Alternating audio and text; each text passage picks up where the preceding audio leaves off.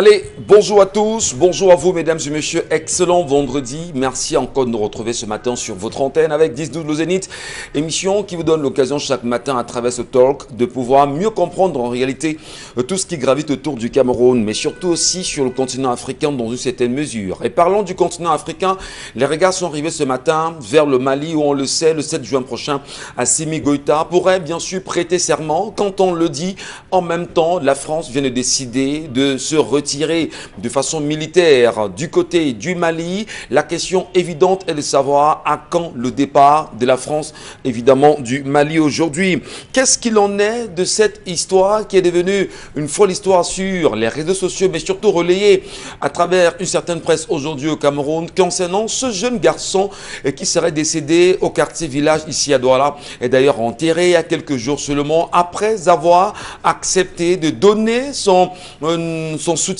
à une dame qui lui a demandé simplement de composer le numéro et par la suite lui disant merci. Le petit n'a fait que vivre par la suite des brûlures et en est mort. La dame portée disparue.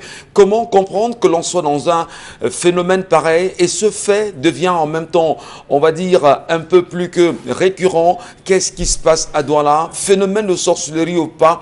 On entendra encore parler assurément ce matin. Mais surtout, la question évidente est de savoir qu'est-ce qui s'est passé au niveau du contrôle supérieur de l'État? On parle de vandalisation des voitures et surtout de ces ordinateurs emportés.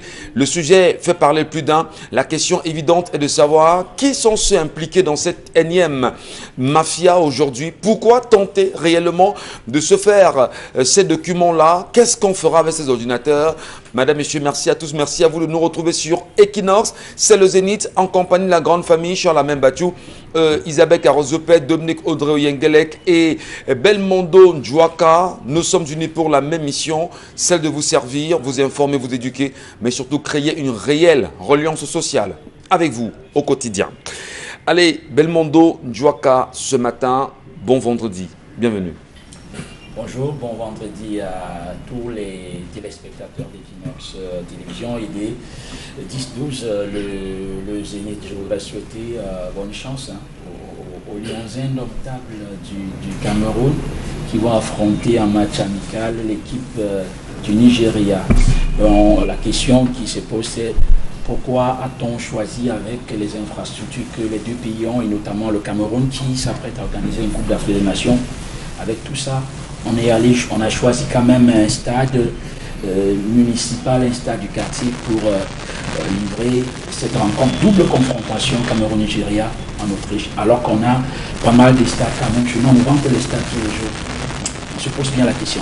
On se pose bien la question et vous aussi, comme bon nombre de Camerounais, vous posez cette question. On leur souhaite également beaucoup de courage.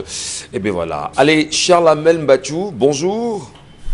Bonjour Monsieur Michel Ngachou, bonjour à tous les téléspectateurs. Vous allez bien ce vendredi? Je vais très bien Monsieur Michel Ngachou, très bien. L'opération Kila va commencer. Vous vous rendez compte que les presses commencent à parler bien sûr du Covid-19? Oui, l'opération Kila va commencer, construction des salles de classe en 60 jours, construction, on parle même dans certains établissements de la distribution aux enfants qui composent certains examens, on va leur distribuer les savons et les gels. Je ne sais pas si ça va les aider, mais c'est bien, l'opération Kila. Voilà. Allez, Isabelle Carozopet, bonjour à vous. Bonjour Michel, bonjour à ceux qui regardent le programme. Voilà, on est bien évidemment choqués de cette nouvelle qui nous parvient du côté de Bonabéry, où cette jeune élève âgée seulement de 14 ans a choisi de se donner la mort. Et pour cause, bien évidemment, elle n'a pas eu l'entrée en classe supérieure. Elle qui était en 4e et qui souhaitait aller en 3e, n'a pas eu l'entrée en classe supérieure. Elle était bien consciente de la furie de ses parents qui devraient s'abattre sur elle parce que d'après les informations recueillies, la maman de la jeune fille en question lui avait déjà bien évidemment ordonné qu'elle avait l'obligation d'avoir son résultat pour aller en classe supérieure. Sinon, ça devait être une réelle catastrophe prise donc de peur. Elle a choisi, elle, de se donner la mort en avalant justement un produit très, très nocif. Dit aux enfants que c'est extrêmement dangereux. Pour vous qui nous regardez ce matin, certainement, vous n'avez aucun droit de vous donner la mort. Pour quoi que ce soit dans cette vie, Vous n'avez aucun droit, que ce soit des enfants, des adultes, qu'importe ce qui vous arrivera, vous n'avez aucun droit de vous donner la mort parce qu'en réalité, lorsque vous mourrez, c'est votre vie. Ça ne dérange personne et lorsque vous mourrez, on vous enterre et on continuera à vivre sans souci. Alors, parce qu'on n'a pas eu l'entrée en classe supérieure, on a choisi de se donner la mort. C'est quoi l'intérêt? Donc il faut dire aux parents de savoir comment l'approche à avoir avec des enfants. Pas dire, ok d'accord, si tu échoues ton entrée en classe supérieure, si tu échoues le bac, si tu échoues le BEPC, vraiment tu n'auras plus ci, tu n'auras plus ça, tu n'iras plus ici, tu n'iras plus là-bas, ou encore faire tellement de promesses. À un moment donné, ça met en mal l'enfant qui se dit, ok d'accord, si je rends là, ma mère va me tuer. C'est comme ça que les enfants sont en train de parler, ma mère va me tuer, je n'ai pas passé, ma mère va me tuer. Et c'est comme ça.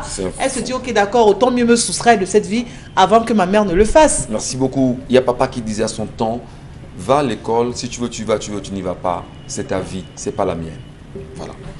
Dominique Audrey, bonjour, ça va? Bon vendredi. Bonjour, ça allait jusqu'à ce que j'entende l'histoire de cet enfant. Malheureusement, on ne prépare pas nos jeunes frères à l'échec. Aujourd'hui, simplement pour avoir raté un examen, on se donne la mort par rapport à un concours raté ou bien à simplement un échec. Là, on fait une fuite en avant. C'est quelque chose qu'on doit essayer de tuer et dire aux plus jeunes ou bien parfois aux plus vieux. Parce que l'âge n'est pas un gage de sagesse, que l'échec est une expérience qui va nous permettre de revenir meilleurs dans le futur. Quand j'ai dit ça, je porte la voix ce matin de certaines personnes dans la ville de Yaoundé qui se plaignent de certaines pharmacies. Ils disent notamment que lorsqu'ils arrivent à la pharmacie et qu'ils achètent un produit, lorsqu'ils demandent aux pharmaciens, s'il vous plaît, comment est-ce qu'on prend le médicament, les pharmaciens de leur répondent, est-ce qu'on ne vous a pas dit ça lorsqu'on vous donnait cette ordonnance? Ou bien allez simplement lire la notice. À côté de ça, il y a des notices qui sont simplement en anglais ou bien en une langue que les gens ne comprennent pas. Donc dans ce cas, on retrouve des gens qui pourraient faire une overdose de médicaments. Donc peut-être il faudrait que ce soit un plus... Ouais. Les pharmaciens soient un peu plus indulgents avec certaines personnes. Voilà, c'est gentil. Merci beaucoup Dominique Audrey. Merci à vous madame, messieurs. Restez sur Equinox Télévision. 10-12, le Zénith se poursuit dans un instant. L'histoire de ce matin et nous restons suspendus à vos lèvres Dominique Audrey. Oui. Rebonjour aux téléspectateurs. Ce matin, je vous raconte l'histoire d'une jeune femme. On va l'appeler Nadine, disons Nadine. Elle est âgée de 32 ans. Elle a rencontré son âme sœur Carmel, appelons-le comme ça, il y a sensiblement 6 ans, alors qu'elle est au restaurant avec ses 5 meilleures amies, avec ses 5 copines. Elles étaient en train de manger. Bon, je vais vous faire l'économie de l'histoire. Ils ont échangé le contact et tout. Et de fil en aiguille, ils sortaient toujours ensemble. Ils voyageaient avec ses copines, faisaient des tournées, allaient dans des concerts. Donc, la vie, le couple, Carmel était avec ses amis, ses garçons, qui ramenaient. Et Nadine, de son côté, ramenait parfois des filles. Donc, c'était un bon groupe où on était assez soudés et la vie était plutôt belle de ce côté-là. Il y a 3 mois, Carmel a décidé de légaliser Nadine. Il l'a épousée. Donc, après la lune de miel, elle revient à Douala, disons qu'ils vivent à Douala. Elle appelle ses 5 copines pour déballer les cadeaux et tout. Carmel rentre du travail et il trouve ses amis. Il n'a maudit. Elles sont restées et après elles sont rentrées chacune chez elles. Et dès qu'elles sont parties, Carmel lui a dit, bon, disons qu'on va l'appeler Madame Moyengelek. Madame, désormais, je ne voudrais plus voir ces femmes chez moi. Je ne voudrais plus que vous communiquiez avec elles. Je ne voudrais plus que vous sortiez avec elles parce qu'aujourd'hui, vous êtes déjà une femme qui est mariée. Donc, il n'y a pas d'explication à ce que vous marchiez, vous côtoyez des femmes qui sont célibataires. Donc, dès aujourd'hui, il faudrait que vous trouviez des mots pour leur dire que votre amitié se termine. La femme lui dit, mais comment ? Pourquoi est-ce que je veux me séparer de ces filles qui font intégralement partie de ma vie? J'ai traversé des moments difficiles et si ce n'était pas ces filles-là, aujourd'hui certainement je ne serais plus de ce monde. Donc je ne peux pas me séparer d'elles simplement parce qu'elles n'ont pas eu d'anneau, elles n'ont pas encore eu leur bague. Donc vraiment je ne peux pas. Donc depuis 2 mois à la maison, ça ne va pas du tout. Le mari est cambré sur ses positions. Il lui a dit, madame, je ne veux plus les voir. Elle de son côté, elle est en train de jongler. Ses copines commencent à se poser des questions. Parfois, elles viennent à la maison, elle est obligée de s'enfermer à l'intérieur sans répondre à ses copines. copines qui sont à la porte. Mais elle dit qu'elle est au bord déjà de la crise de nerfs.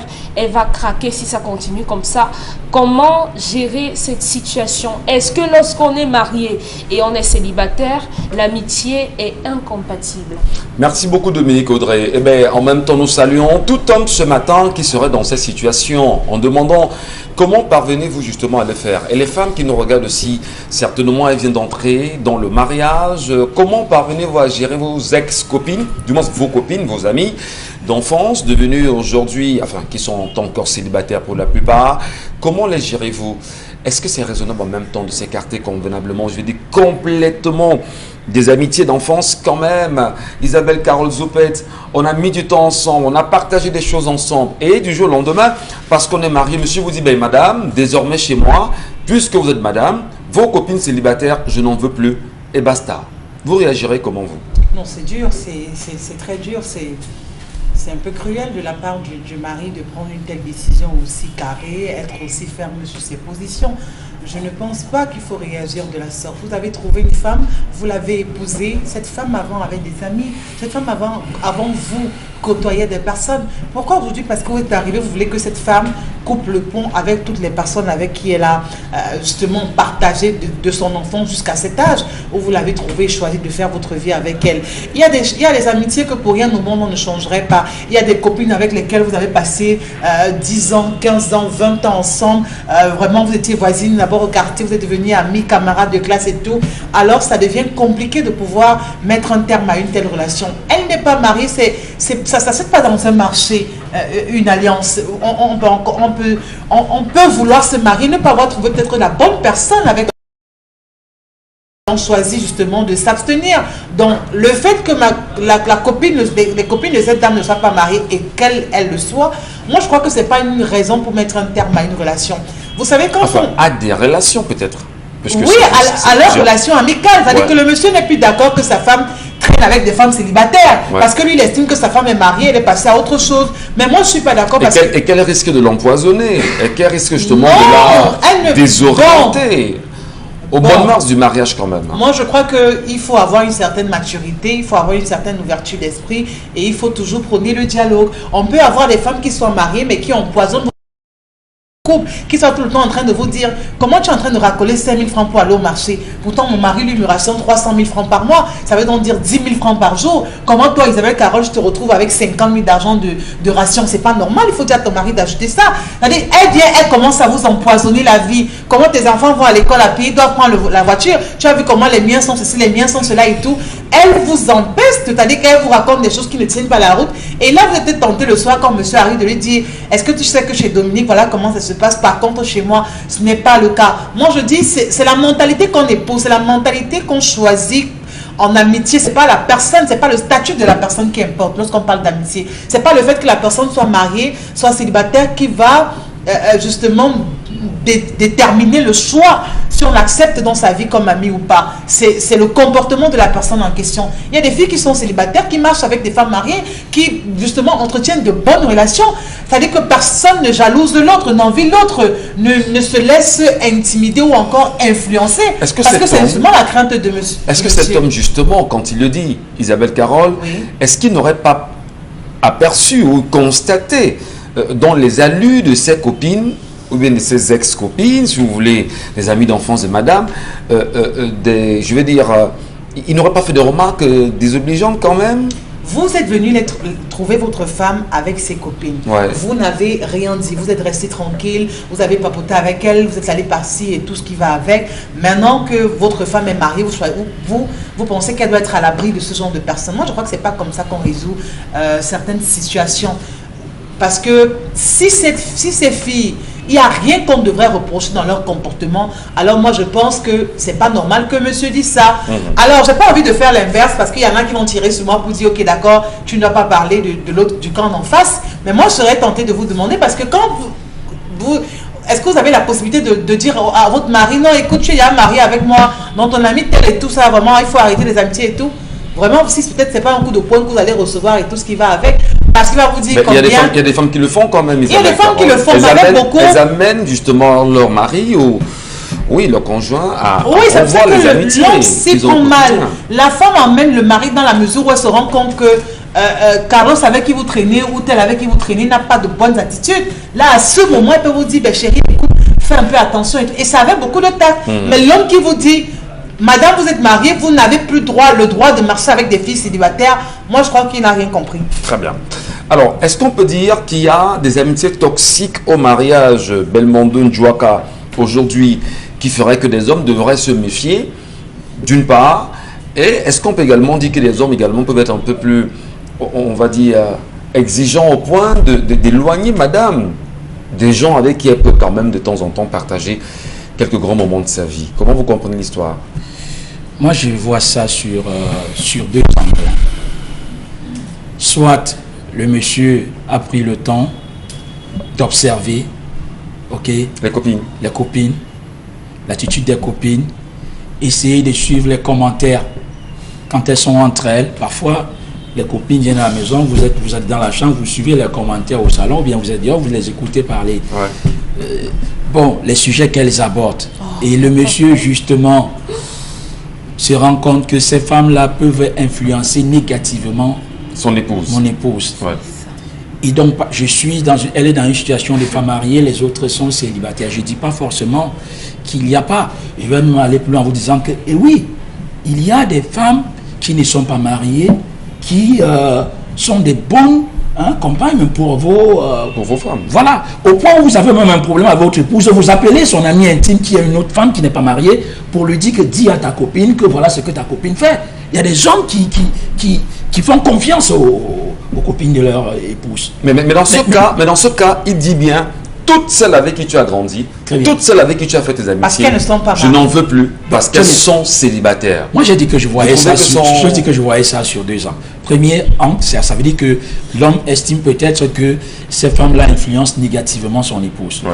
Deuxième, sur autre angle, je vais penser que cet homme-là, soit parmi l'une de ses copines-là, il entretient des relations avec une de ses copains et donc du coup, il veut couper le lien. Ah non, pas forcément. Il y en a qui pensent qu'ils sont mariés.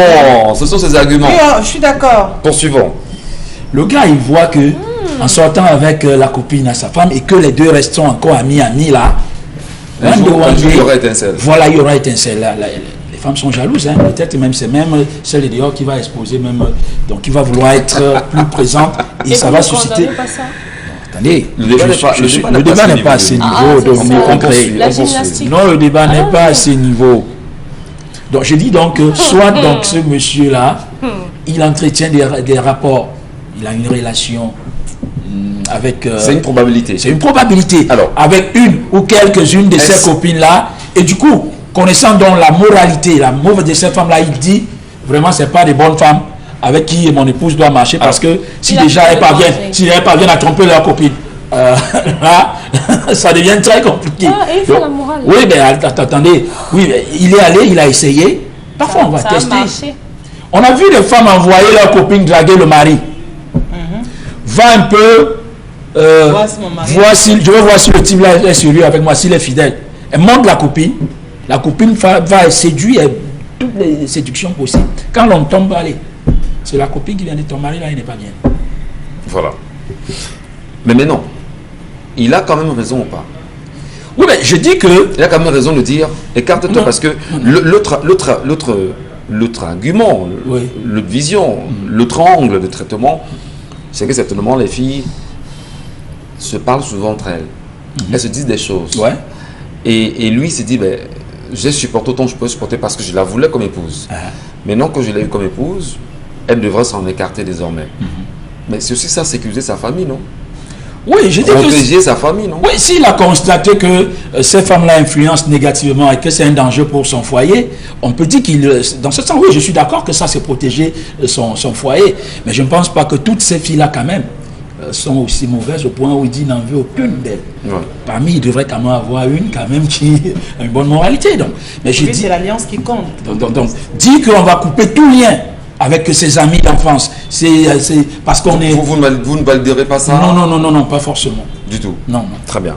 Alors, lorsque les filles quand même se retrouvent et parlent des grèves brésiliennes de 250 000, sachant justement que la fille mariée, en réalité, vient à peine d'entrer dans son foyer et qu'elle devrait penser sa vie et ses enfants, lorsqu'elle se retrouve pour parler justement des virées nocturnes, lorsqu'elle se retrouve en réalité, pourquoi me regarder comme ça? Non, je vous regarde, Michel Gachou, je vous regarde.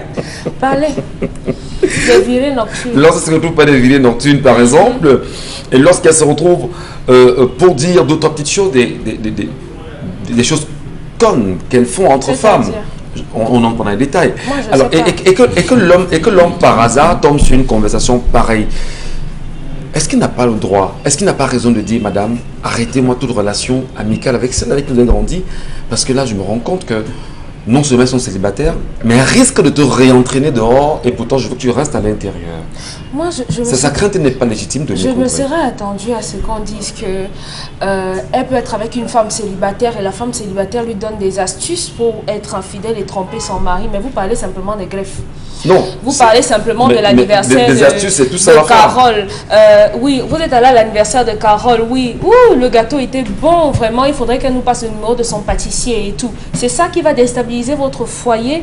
Pour cet homme, je vois en lui un parvenu, un hypocrite, un homme sournois et une vipère. Parce que tout le temps, toutes les 5 années et demie pendant lesquelles il faisait semblant d'être ami avec ces gens, il attendait simplement le moment où il allait leur cracher à la figure que je ne veux pas de vous. La copine, la femme qu'il a épousée aujourd'hui, l'a fait entrer dans son cercle restreint, dans sa vie, avec la complicité, l'accord et l'accompagnement de celles qu'il est en train de rejeter aujourd'hui, les femmes qu'il est en train, de rejeter aujourd'hui. Ce sont ces femmes qui ont conseillé à celle-là de lui donner sa chance. Ce sont ces femmes qui, chaque fois qu'il avait un problème avec elle, conseillaient son épouse actuelle pour lui dire non, vraiment, ça peut arriver, écoute, patiente, supporte et tout, mais épouse-le. Seulement qu'il nous dit pas ce qu'il a vécu aussi. Hein. Qu'est-ce qu'il a vécu? Qu'est-ce qu'il a vécu? Ça, il ne le dit pas. Il ne dit pas il n'a rien vécu. Il n'a rien vécu parce qu'au final... Est-ce qu'il n'a pas eu de technique? Est-ce qu'il n'a pas eu de stratagème? Est-ce qu'il n'a pas eu des méthodes mises en place pour pouvoir mieux séduire, mieux capter l'attention de cette fille? Michel Gachou, je veux vous dire quelque chose. Quoi. Si une fille que vous côtoyez, que vous convoitez, avec laquelle vous voulez faire des choses, est mon amie, avec qui je suis proche, et qu'elle me dit, Michel Gachou, je peux influencer de telle façon qu'elle vous accepte ou qu'elle refuse. Même si vous êtes déjà... Mais on sait qu'une fille amoureuse n'est que personne. Laissez ça. Amoureuse, c'est que laisse que vous aurez fait 1, 2, 3 fois. Après, elle va venir, je vais trouver les mots pour qu'elle vous largue. Et elle va le faire. Donc, ça veut dire que ses copines auraient pu être contre cette relation, qu'elle n'aurait pas prospéré. Ce que je vois, c'est que cet homme, c'est une femme, en fait, au fond. Si on va fouiller certainement dans son passé, on verra que c'est un garçon qui a grandi au milieu des filles et qui a des attitudes de femme, parce que c'est une commère. Si vous allez chasser les femmes, les personnes qui ont soutenu votre femme pendant qu'elle traversait des moments difficiles simplement parce que vous avez prétendu entendre qu'elle parlait des mèches ou bien de virées nocturnes, vous êtes comme ça, vous faites du racontage. C'est des exemples. Vous faites du colportage. Oui, je reste donc dans votre exemple pour dire que c'est une commère, cet homme. Et un homme, ça ne fait pas le commérage. Parce que votre amitié... parlez chez moi. Vous parlez chez moi en tant que femme. Oui. Vous êtes chez moi, vous racontez. Attendez, vous êtes chez moi. Oui. Et puis, nous, on est dans la cuisine. Pour reprendre l'exemple évoqué par Belmondo Djouaka. Vous lisez les conversations dans les téléphones. Non, c'est la maison à parler, madame. Non. Vous êtes chez moi, vous êtes à la maison. Oui. Je suis dans la chambre, par exemple. Et vous parlez au salon. Et vous entendez les astuces.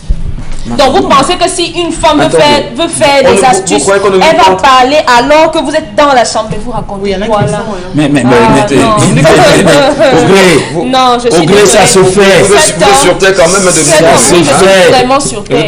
Si je veux aider ma copine à faire le sale, je ne vais pas le faire alors que son mari est dans la chambre, même pas dans la maison. Ouais. Il doit être je connais les heures, des heures précises au moment où on peut faire ça. On ne va pas faire ça quand il est à côté. Donc si vous pensez avoir entendu, vraiment vous vous trompez. Bon, d'accord, il n'a pas entendu. Oui. Il n'a pas entendu. Qu'est-ce qui peut motiver justement un homme à le faire aujourd'hui, sachant que elles ont quand même grandi ensemble et qu'ils disent je n'en veux plus? C'est parce qu'il a des vues sur elle. Ça veut dire quoi? Des vues sur les amis de sa femme. Tout simplement, il a essayé et il s'est fait rabrouer comme du n'importe quoi. Non, arrêtez. Oui, Arrêtez. oui, Michel. Oui, Arrêtez et vous de savez dire tous que que ça c'est comme ça que les hommes procèdent. Mais non. Lorsque il vous aborde, lorsqu'il vous fait des avances et que vous n'êtes pas d'accord, il commence à cracher son venin. C'est une vipère. Oui, oui. Donc cette femme, vraiment, s'il ne peut pas comprendre, ça fait seulement 3 mois de mariage, s'il ne peut pas comprendre que les moments où vous êtes arrivé, par exemple à Douala, vous n'aviez nulle part où dormir, quand votre propre famille vous a chassé et que ces filles vous ont hébergé, elles font partie de votre famille, franchement, ça vaut pas la peine. Très bien. Honestly. Donc, il faut qu'ils reviennent à de meilleurs sentiments. Parce que je ne vois pas de rapport entre l'amitié et le mariage. Je ne vois pas de rapport là-dedans. Monsieur Mbatoucha Lamel, il faudra peut-être que l'on Elle a comprenne... épousé une femme. Oui, il faudrait qu'on comprenne, par exemple, chez Lamel, quelle est la réelle position de cette fille, dans un premier temps, dans son foyer, et quelle est l'attitude que devrait avoir monsieur vis-à-vis de celle avec qui elle a grandi. Alors, est-ce qu'il a le droit, peut-être oui, peut-être non, mais est-ce qu'elle devrait continuer à tenir ses copines, du moins à bonne distance? Comment vous comprenez tout ça? Cette fille est une sorcière, monsieur Michel Ngachou. Elle est une sorcière et elle est à l'école de la sorcellerie.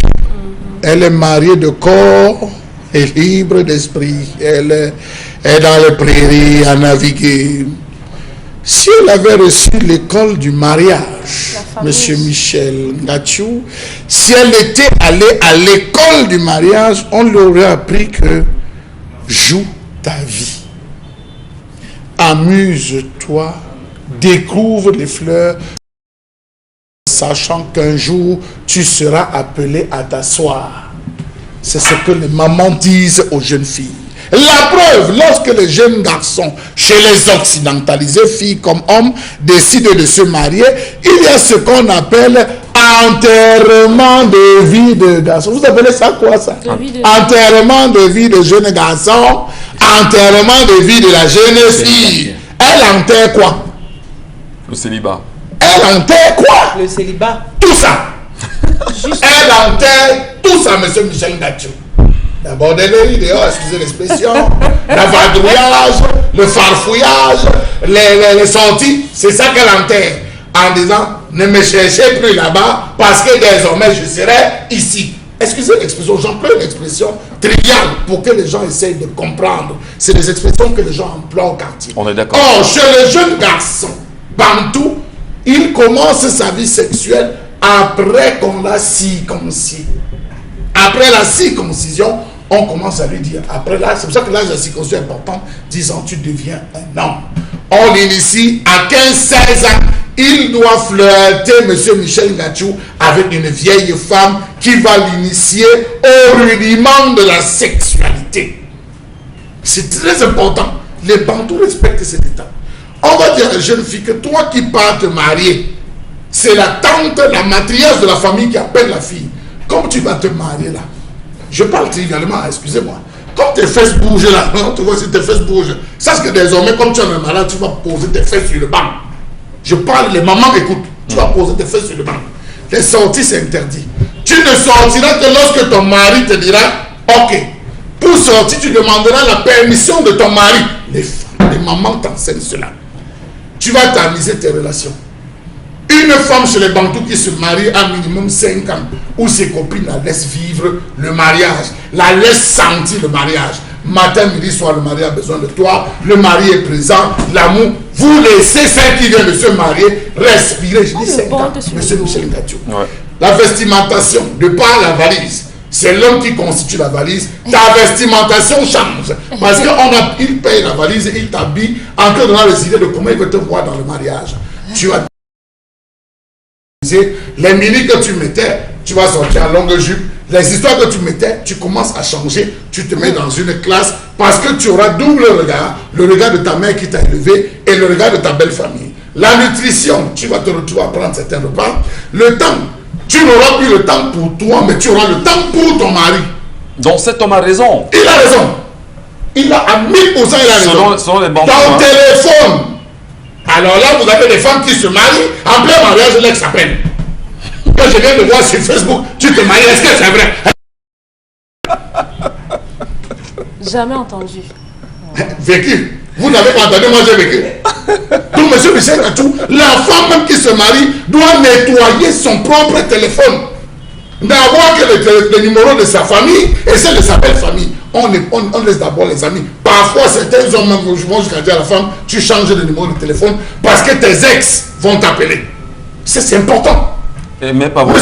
Elle peut avoir le numéro des ex en tête. Vous oui, qu'elle a en tête, c'est pas mauvais, mais pas dans le téléphone. D'accord. Donc, il y a le temps d'acclimatation au mariage et chez les Bantous, c'est 5 ans. Quand vous entrez chez un homme, il y a le permis et il y a l'interdit. C'est l'homme qui en fixe parce qu'il a le pouvoir législatif. La femme a le pouvoir exécutif.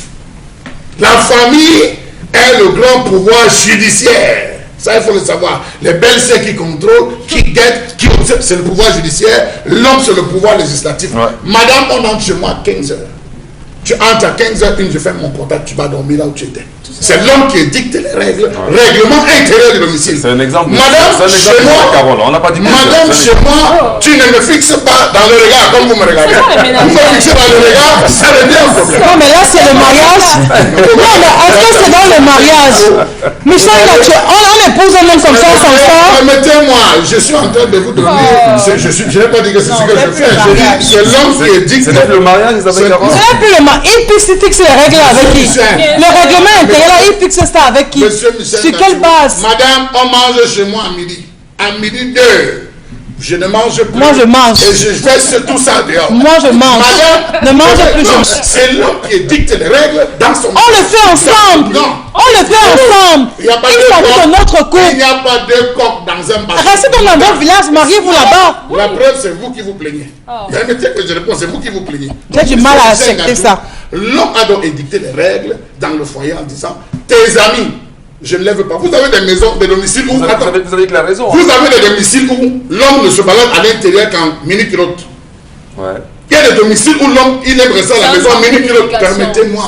Permettez-moi. Chacun a son style. Ce sont les règles des gens. Ici, je ne veux pas tes amis. Ouais. Et monsieur Michel Gachou, vous avez donc des filles qui, lorsqu'elles voient que leur copine est mariée, c'est à 2 heures qu'elle envoie que maman. Est-ce que tu sais que j'ai envie là, mon cocon? On est avec, attends.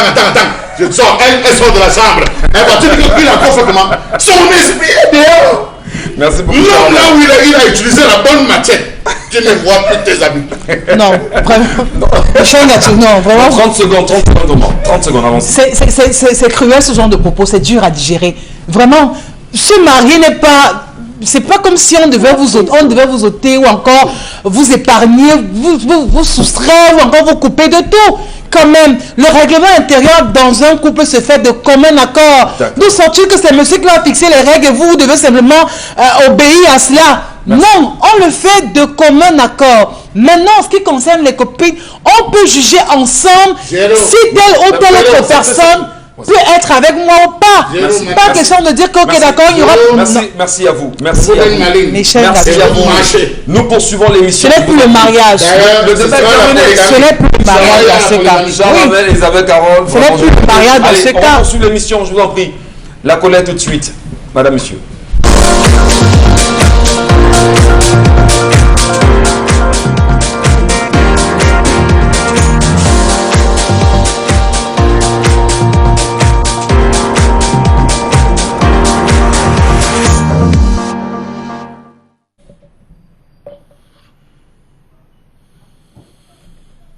Je m'interroge ce jour sur la question de l'absence d'oxygène dans les hôpitaux de ce pays. Comment comprendre cette menace qui pèse sur l'oxygène hospitalier au Cameroun? Il aura fallu qu'on parle de coronavirus pour découvrir les véritables tares dans le secteur sanitaire dans ce pays, et pas seulement, même en France, les pays européens, on s'est rendu compte et on a découvert l'ensemble des tares. Sauf que, dans le contexte camerounais, c'est plus grave. Comment accepter les ruptures incessantes en oxygène dans nos centres médicaux ou dans nos formations sanitaires? Comment comprendre que les deux multinationales qui détiennent le monopole de commercialisation de ce précieux produit procède, dit-on, à des surfacturations incompréhensibles de l'oxygène médical, limitant parfois l'approvisionnement des hôpitaux en essayant d'empêcher la concurrence d'entrer sur ce marché. Combien de patients devons-nous encore perdre pour que les moyens arrivent à nous et à nos patients, aux membres de nos familles? Le nombre d'enfants qui décèdent du fait de l'absence d'oxygène est grand et grave dans les hôpitaux. Des enfants admis sous couveuse, des enfants où on exige en disant il n'y a pas d'oxygène ici, on n'a pas encore ravitaillé, allez regarder dans telle ou telle formation. Beaucoup d'enfants décèdent à cause de cette affaire d'oxygène. Ce manque d'oxygène, je vous assure, qui est en train de faire cas dans le cas du Cameroun et dont personne ne s'en soucie. Comment comprendre qu'une étude menée au centre hospitalier universitaire et à l'hôpital gynéco-obstétrique et pédiatrique de Yaoundé a révélé que sur près de 150 000 enfants qui naissent chaque année, 26% de ceux qui naissent prématurément décèdent à cause d'oxygène. Au Cameroun, près de 90 000 nouveau-nés naissent tous les ans avec un poids inférieur à 2500 grammes et avant le terme théorique de 37 semaines. Parmi eux, près de 10 000 décèdent pour des causes évitables, dont le manque criard de couveuses, l'absence d'énergie électrique et d'oxygène. C'est grave dans ce pays. Alors que le continent multiplie la fabrication de respirateurs, c'est l'oxygène qui risque de manquer. Comment comprendre que certains établissements sanitaires manquent d'air? On vous le dit, madame, faites très attention. Si votre bébé ne naît pas convenablement, préparez-vous, il n'y a pas d'oxygène.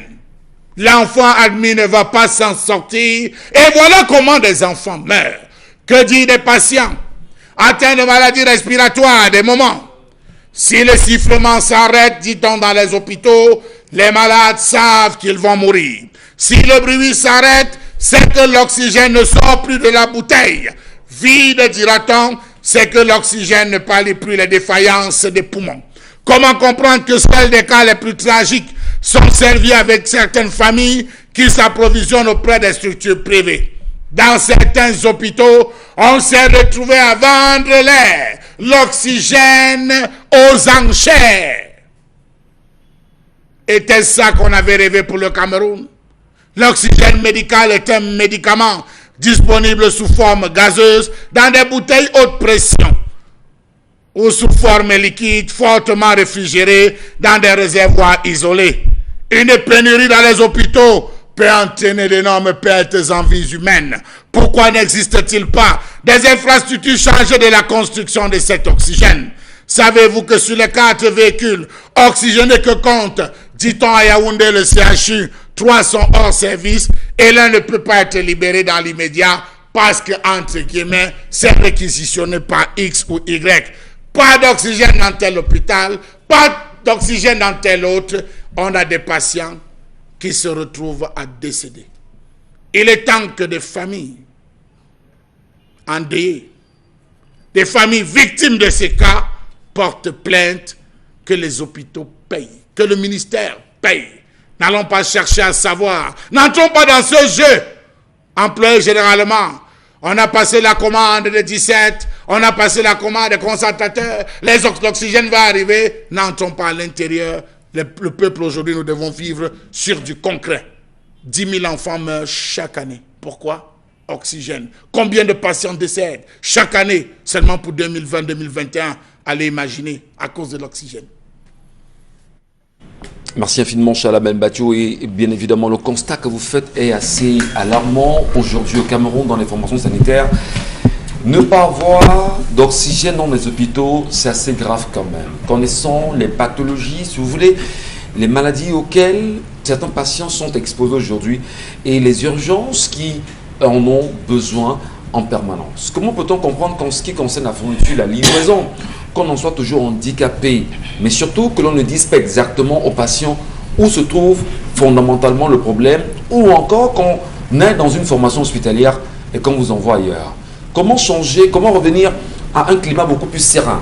Peut-on toujours se dire que le ministère de la Santé publique camerounaise fait ce qu'il faut faire afin que ces formations sanitaires soient renflouées en ce qui concerne bien sûr ces orties aujourd'hui? Les patients devraient-ils accepter d'aller dans les formations sanitaires et y mourir inconscients? C'est d'ailleurs, sachant que là-bas, il n'y a pas d'oxygène. Comment en sortir? Belmondo Njouaka, des propositions, mais surtout des constats faits. Est-ce que là, ce n'est pas dit aux patients, on ne devrait plus faire confiance dans l'hôpital parce que l'hôpital n'a même plus d'oxygène pour nous en cas de maladie grave, en cas d'urgence? Comment revenir justement à un climat beaucoup plus serein?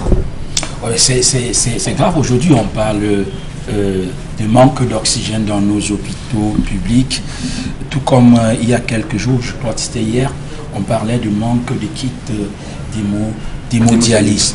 Donc on est dans un système, on a un système de santé qui ne prévoit, qu'il n'y a pas de prévision.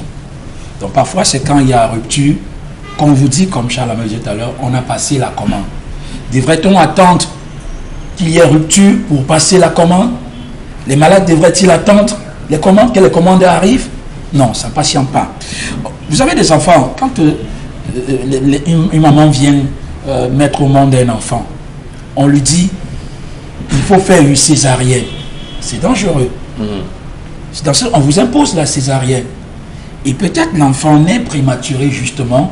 Et donc, il faut de l'oxygène. Parfois même pour la maman. Il n'y en a pas. Et c'est comme ça que parfois ce sont les femmes même qui décèdent sur les lits d'accouchement. Parfois, ce sont les enfants qui décèdent par manque d'oxygène. Ouais. On a parlé des patients atteints de maladies respiratoires. Vous arrivez, il n'y en a pas. Mais il fait un constat très grave. Vous avez 3 véhicules oxygénés, mais il n'y en a qu'un seul qui est opérationnel. Un qui est opérationnel, c'est pour les plus nantis. Vous arrivez dans ces hôpitaux-là, il faut que vous soyez quelqu'un qui est bien positionné, qui a de l'argent, pour que le peu d'oxygène qui est disponible vous soit réservé. Sinon, vous mourrez. On vous dit carrément qu'il n'y en a pas. Le conseil là, on vous dit qu'il n'y en a pas. Vous faites comment? C'est très grave ce qui se passe. Non seulement c'est grave, mais est-ce qu'on va dire justement que certainement dans cette formation sanitaire, les cadres, si on va le dire ainsi, les directeurs, etc., appellent très souvent justement à ce qu'ils puissent avoir des prévisions.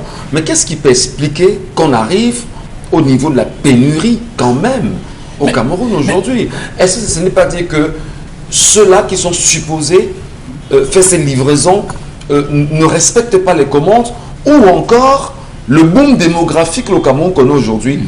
Les formations sanitaires sont incapables véritablement de gérer des cas d'urgence vu, je vais dire, le chiffre élevé de malades dans les formations sanitaires aujourd'hui. Oui, on a profité peut-être du Covid pour dire que les 2 grandes multinationales qui justement surfacturent ces oxygènes-là, parce que le monde entier en a besoin, dans tous les pays, même les pays les plus nantis en ont besoin. Mais avant cela, on avait déjà ce problème-là. Posez-vous la question, pourquoi vous allez dans les hôpitaux publics, vous ne trouvez pas d'oxygène, mais on vous oriente vers une structure privée où il y a de l'oxygène. Pourquoi dans ces cliniques-là, pourquoi dans les formations sanitaires privées, il y a ces oxygènes-là? Et comment ils font? Et pourquoi pas dans le service public? Et pourquoi pas dans le service public? C'est là le problème. Donc, moi je dis que on se moque des Camerounais. Les gens vivent comme si ce n'était pas leur pays, tout pour eux et rien pour les autres. Dominique Audrey, c'est quand même un sujet assez choquant, parce qu'aujourd'hui on sait qu'il y a eu des personnes qui sont décédées dans des formations sanitaires et qui continuent de décéder d'ailleurs par manque d'oxygène, simplement l'oxygène. Alors, on a des entreprises, des multinationales qui sont investies dans la production de cet oxygène et les mettent à disposition justement du pays aujourd'hui. Lorsque le Cameroun voit quand même sa population grandir, on parle de près de 40 millions si on s'en tient justement aux chiffres qui ont été évoqués sous l'ère Aïdio en 2020, on serait exactement à 40 millions aujourd'hui. Non seulement on a des problèmes avec les formations sanitaires, mais on a un problème aussi d'oxygène, de matériel, et la population ne fait que s'accroître, et les malades sont permanents. Comment est-ce qu'on peut faire justement pour arriver à une solution qui soit viable et intelligente pour chacun? Que le Cameroun s'y mette également dans la production de cet oxygène, c'est une solution? Que le ministère de la Recherche accompagne Arthur Zan. Arthur Zan a mis sur pied l'année dernière pendant la période de Covid, puisqu'il y avait un besoin criard d'oxygène, il a mis sur pied la machine Oxynet qui produit de l'oxygène médical à partir de l'air ambiant, ça traite et tout. Ça fonctionne à l'électricité, mais également au soleil. Comme pour dire que comme on n'est jamais sûr avec notre fourniture électrique, au moins avec le soleil, on pourrait recharger les machines et s'assurer d'avoir 95% d'oxygène à donner aux différents malades. Quand on sait qu'aujourd'hui, avoir de l'oxygène, c'est 10 000 par heure, selon l'endroit où vous vous trouvez. Le souvenir que je garde de cette histoire d'oxygène, c'est désagréable, Michel, parce que j'ai vu, par exemple, faire sortir d'une chambre une malade qui était en besoin d'oxygène, mais on l'a placée au couloir. Là, il y avait de l'oxygène à l'époque, simplement parce que les gardes malades n'étaient pas là. On a placé la personne dehors, puisqu'il n'y avait pas d'argent, mais la personne aurait pu mourir. Il fallait simplement lui donner de l'oxygène. Et à l'époque, c'était dans la ville de Yaoundé. C'est du vécu, c'était ma grand-mère. Donc, on l'a placé comme ça parce qu'il n'y avait personne, on n'était pas là pour payer. Donc, à côté du fait qu'on garde cet oxygène pour des personnes qui sont proches de nous ou bien qui sont à même de pouvoir payer, en plus de cela, on ne le donne même pas lorsque le besoin est là. Lorsqu'un malade arrive à un point où il a besoin d'oxygène, c'est que s'il n'en a pas, il va automatiquement mourir. Pourquoi il n'y a pas de célérité au moment d'administrer les soins et confisquer les malades comme on fait chez nous pour que les factures soient payées? C'est bizarre parce que l'OMS en 2020, l'année dernière, a donné 183 concentrateurs d'oxygène encore au Cameroun pour justement gérer ces problèmes d'oxygène-là qu'on devait repartir dans les 10 régions. Qu'en est-il devenu? Ça fait à peine un an qu'on se retrouve encore à se plaindre d'un problème d'oxygène dans des formations sanitaires. Et certainement, on va nous dire qu'avec la maladie à coronavirus, les machines, tellement elles ont travaillé encore et encore, elles sont tombées en panne. Je ne sais pas trop l'excuse bidon qu'on va nous donner, mais déjà, ce qu'on sait, c'est qu'au Cameroun, on a un concitoyen qui a pu mettre sur pied une machine. Le seul manque à ce niveau, le seul bénéfice qu'on aurait pu avoir chez nous, c'est de financer cela pour pouvoir en avoir dans toutes nos formations sanitaires. Très bien. Et c'est tout à fait compréhensible, Dominique Audrey. Et c'est bizarre. Après, on va voir la France ou bien les États-Unis le présenter dans une édition de journaux qu'il a allé fabriquer des machines là-bas et après, on va être jaloux ici. Pourtant, il a commencé à mettre ça sur pied ici et il a fait au vu au su de tout le monde. Tout le monde sait. Il faut simplement financer cela et on n'aura plus ce problème dans nos formations sanitaires. Nous entendions encore il y a quelques semaines, quelque chose, si on va le dire ainsi précisément, le professeur Jean Baïbec, il disait encore qu'avec 2 milliards de francs CFA, on est capable de construire des hôpitaux de district dans tous les départements du Cameroun. Avec 2 milliards de francs CFA, est-ce qu'on ne peut pas, pour un pays comme le Cameroun, je dis n'importe quoi, s'investir, Isabelle Carole, dans la production justement de l'oxygène? Au-delà de ces 2 milliards, on sait quand même que le Fonds monétaire international, pendant qu'on y est avec l'affaire Covid-Gate, a octroyé 180 milliards de francs CFA au Cameroun. Est-ce qu'au moins, la période concernant la Covid-19, puisque nous y sommes encore, le Cameroun n'aurait pas pu se dire, au lieu de prendre cet argent et de le distribuer par ministère et entre ministres et consorts, il serait judicieux au moins de renflouer le plateau technique, notamment l'oxygène, parce que les malades de Covid-19, si on s'en tient aux images présentées et les malades qui disaient en avoir besoin, au moins ça devait les aider et on ne serait pas dans une pénurie aujourd'hui. Isabelle Carozo. Je crois que là c'est une solution même plutôt lointaine pour moi. C'est-à-dire que s'il faut parler de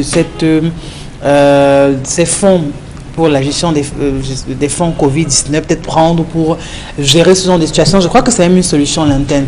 On l'a dit et on ne cesse de le dire, on ne cesse de se plaindre, on ne cesse de parler de la réduction du train de vie de l'État, Michel Ngachou. Si on parvient à réduire le train de vie de l'État, franchement, dans ce pays, personne ne souffrira. Du moins, plus jamais. Parce que si on se permet de le réduire, on pourra vraiment, si on le souhaite, si on est déterminé, améliorer les conditions de vie des populations et par conséquent améliorer le plateau technique dans nos hôpitaux. On se plaint de ces ministères qui sont tellement nombreux, qui ne servent peut-être à rien. On se plaint de ce gouvernement qui soit obèse.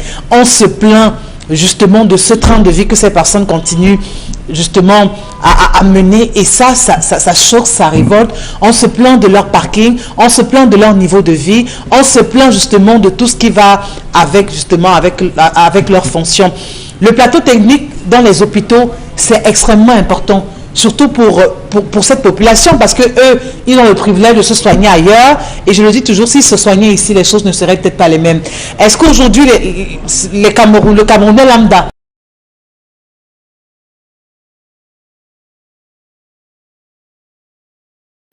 le président de la République de ce pays ne va jamais se soigner ailleurs que dans son pays. Voilà.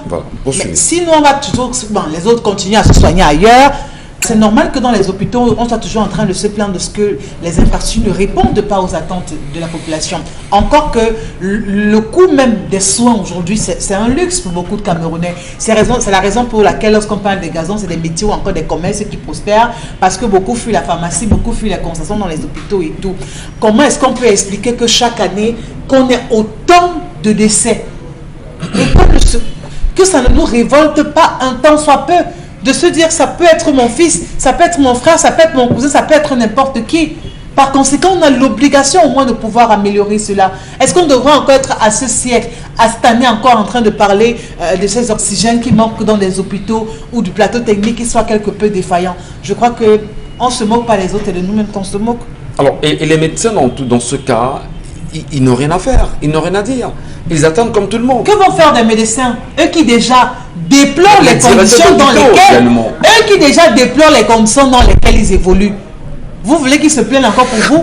Parce que eux justement ne sont pas contents de la situation qu'ils ont. C'est la raison pour laquelle quand vous arrivez dans les hôpitaux, le médecin va vous dire vraiment madame, c'est bon, si vous voulez encore plus d'explications, venez à ma clinique et il vous donne sa carte. Parce que pour lui, il n'a pas le temps à perdre. Il sait qu'il est là jusqu'à 12 heures maximum. Il ne sait même pas d'abord tous les jours. Parce qu'il faut qu'il rentre vite pour être dans sa clinique. Dans la clinique, même si c'est à 22 heures, que vous voulez voir le pédiatre ou encore je sais quel autre gynéco, il viendra et va vous faire une consultation. Rendez-vous dans un hôpital public, Michel Gatou. Et vous allez voir, ce ne sera pas le cas. Donc je crois qu'à côté, le mal est profond. Aussi bien les médecins que pour les patients. Tous ont les mêmes plaintes. Merci infiniment Isabelle Carozepet, Charlamel, Bebel Ndjouaka, Dominique Audroyenga. Madame, Messieurs, dans un instant, nous vous retrouverons dans la deuxième partie de cette émission, mais avec une question évidente. Effectivement, on parle encore de Medellín médical. Est-ce qu'il y aura une presse aujourd'hui qui a choisi de blanchir des pontes du régime? Des noms sortent. Finalement, qui est-ce qui était exactement derrière cette entreprise Medellín médical? Un nom sort et fait justement parler les uns les autres. Restez sur Equinox.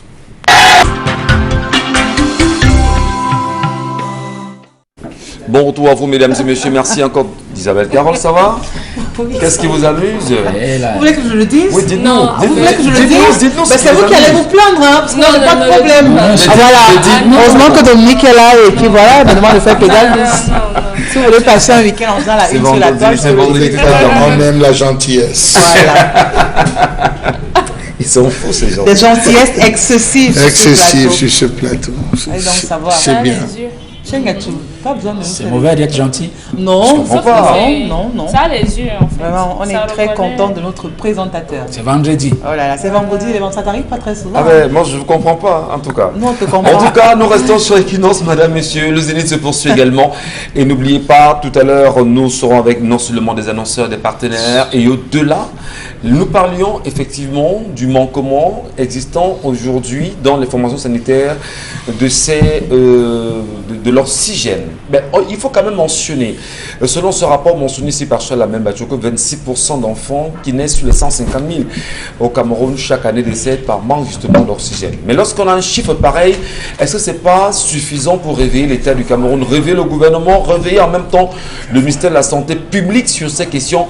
Comment en venir à ne plus permettre à ces enfants d'en mourir? Charlamel Bachoko, c'est quand même 26% sur le nombre, sur le chiffre d'enfants qui naissent chaque année, qui décèdent par manque d'oxygène dans nos formations sanitaires. Comment réveiller le gouvernement, comment réveiller le ministère, comment réveiller, on va dire, les entreprises en charge justement de ces questions aujourd'hui au Cameroun pour en sortir? Monsieur Michel Ngachou, je vous dirais il faudrait revoir le régime du haut en bas. Mais on peut aussi revoir les protocoles. On vous a parlé des deux géants qui gèrent ce secteur, qui procèdent depuis à une surfacturation. Mais bien avant ça, on avait ces soucis. Le Cameroun a plusieurs, M. Michel Ngachou, des formations sanitaires. Nous avons les premières catégories, CHU, hôpital généraux Yaoundé, hôpital généraux Douala, hôpital gynéco-obstétrique pédiatrique de Douala, hôpital gynéco-obstétrique Yaoundé, les hôpitaux de deuxième catégorie, troisième catégorie, les hôpitaux régionaux. On a ceux de quatrième catégorie, les districts, ceux de cinquième catégorie, les CMA, centres médicaux d'arrondissement, ceux de sixième catégorie, les centres de santé intégrés. Je crois que cet échelonnement, cette catégorisation était bonne, M. Michel Ngachou. Mais comment vous m'expliquez, vous, que vous arrivez dans un centre où vous êtes susceptible de trouver à profusion de l'oxygène, on vous dit que l'oxygène vient en manquer, que vous avez 10 000 enfants qui décèdent. Vous vous rendez compte que, et là j'accuse, quand vous m'entendez accuser les barons de ce régime, pourquoi chaque discours de fin d'année, M. Michel Ngachou, lorsque le chef de l'État prend la parole, il doit nous faire état des taux de natalité, il doit faire état des taux de mortalité, il doit aborder la question de la santé, il doit aborder la question, M. Michel Ngachou, du recensement général de la population, il doit aborder la question sur les sujets concernant le développement, mais on doit être renseigné, mais savoir que vous avez, en termes de décès, la mortalité chez les femmes enceintes qui veulent donner la vie, que vous avez 10 000 enfants qui décèdent, mais ça veut dire qu'on est en train de reculer, M. Michel Ngachou. Ouais. Ça veut dire qu'on recule énormément et que la santé n'a pas avancé. Vous avez des femmes qui arrivent à l'hôpital pour accoucher, après se retrouvent où elle n'a pas déclaré, elle n'a pas fait toutes ces visites, elle a un problème respiratoire. Mais il faut absolument la réanimer. À ce que vous dites, on a eu des femmes, d'ailleurs dans des formations sanitaires, lorsque vous venez accompagner votre femme pour un accouchement ou même pour des visites, on vous dit, monsieur, commencez à préparer non seulement la lait de l'enfant, mais préparez également les obsèques de votre femme. C'est ce qu'on vous dit dans certaines formations sanitaires. C'est-à-dire qu'on sait que vraiment c'est compliqué, on risquerait d'accoucher dans des conditions compliquées. S'il y a un manque d'oxygène, effectivement, préparer justement ces obsèques. Vous avez eu, M. Michel Ngachou, la fille du professeur Konchou qui est décédée. Elle est décédée par quoi? On l'a amenée dans toutes les formations. Elle arrive, on dit non, il n'y en a pas ici. Elle va aller, on dit non, il n'y en a pas ici, on va ailleurs. C'est à cours de route qu'elle décède. À cause de l'air, de l'oxygène, M. Michel Ngachou. C'est lamentable qu'on arrive à ce niveau après être allé dans une formation dite de première catégorie. Non, mais c'est clair. Les hôpitaux de référence dont servent à quoi?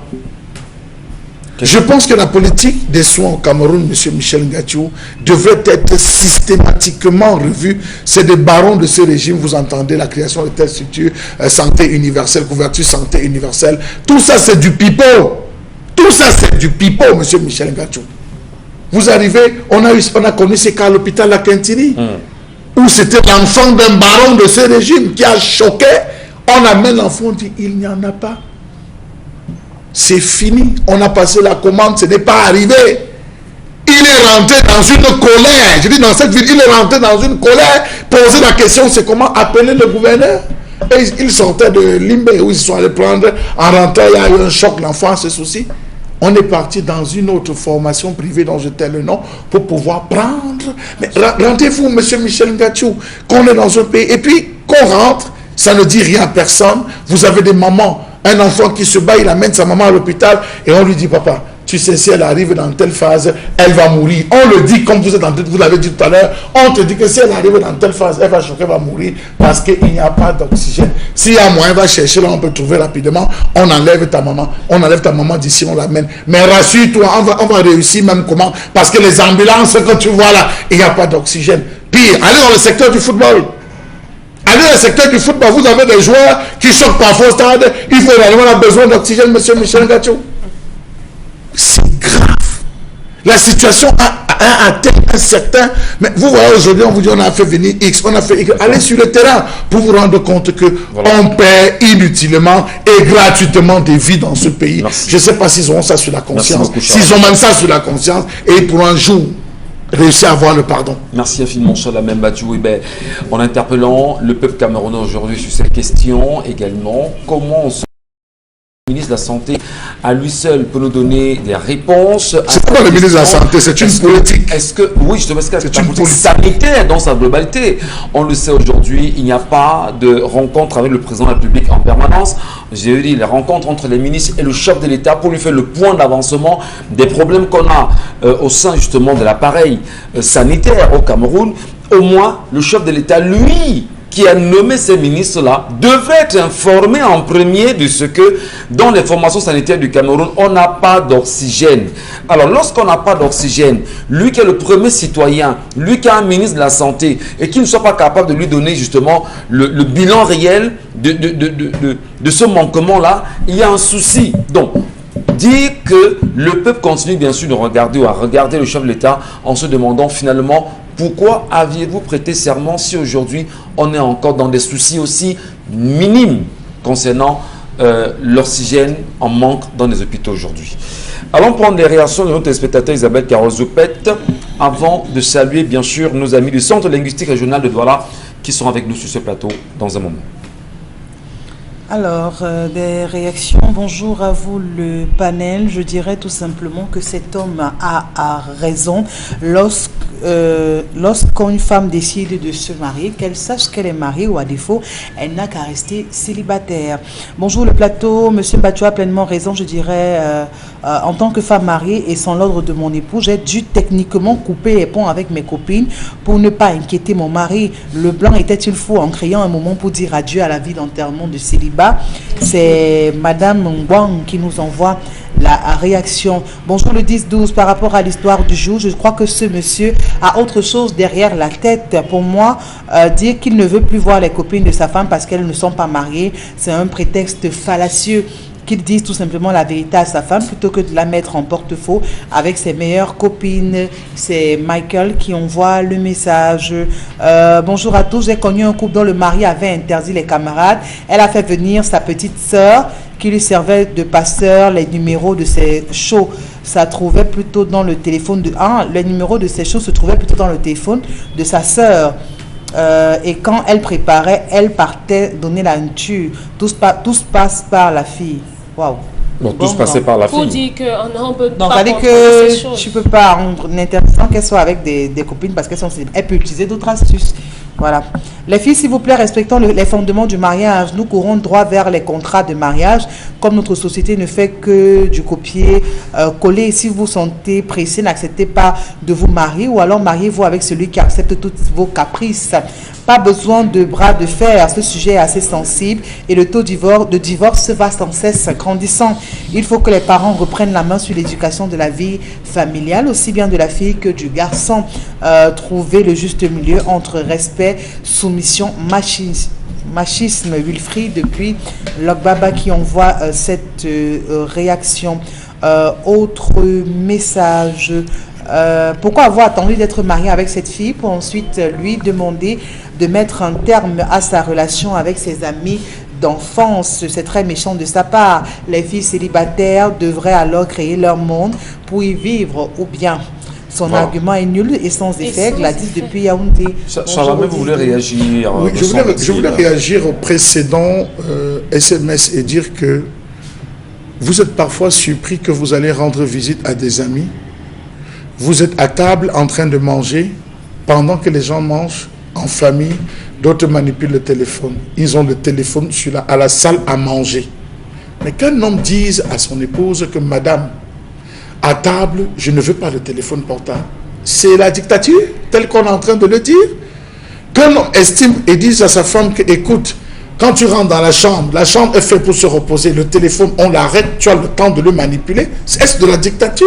L'homme règle la vie de la famille. Il dit à sa femme, je ne veux plus te voir dans les snack bars Parce qu'il fallait que je lance les graines et que je t'attrape, j'étais obligé d'entrer dans ces lieux. Mais ces lieux, je ne les aime pas. Je n'aime pas les cabarets, je n'aime pas le snack bar, je n'aime pas la boîte. Madame, je l'ai fait parce qu'il fallait t'avoir. S'il te plaît, je ne veux plus que tu te retrouves en ces lieux parce que cela ne participe pas à la façon avec laquelle je vois la vie. Vous avez des femmes qui parfois voient la télé à la maison, elles laissent la télé allumée, elles s'endorment. La télé tourne jusqu'au matin. Que l'homme dise à sa femme, madame, la télé s'arrête à 19h, 20h, c'est trouvé que c'est commandé. Donc je voulais dire à la présidente que d'une maison à une autre, les règles ne sont pas les mêmes.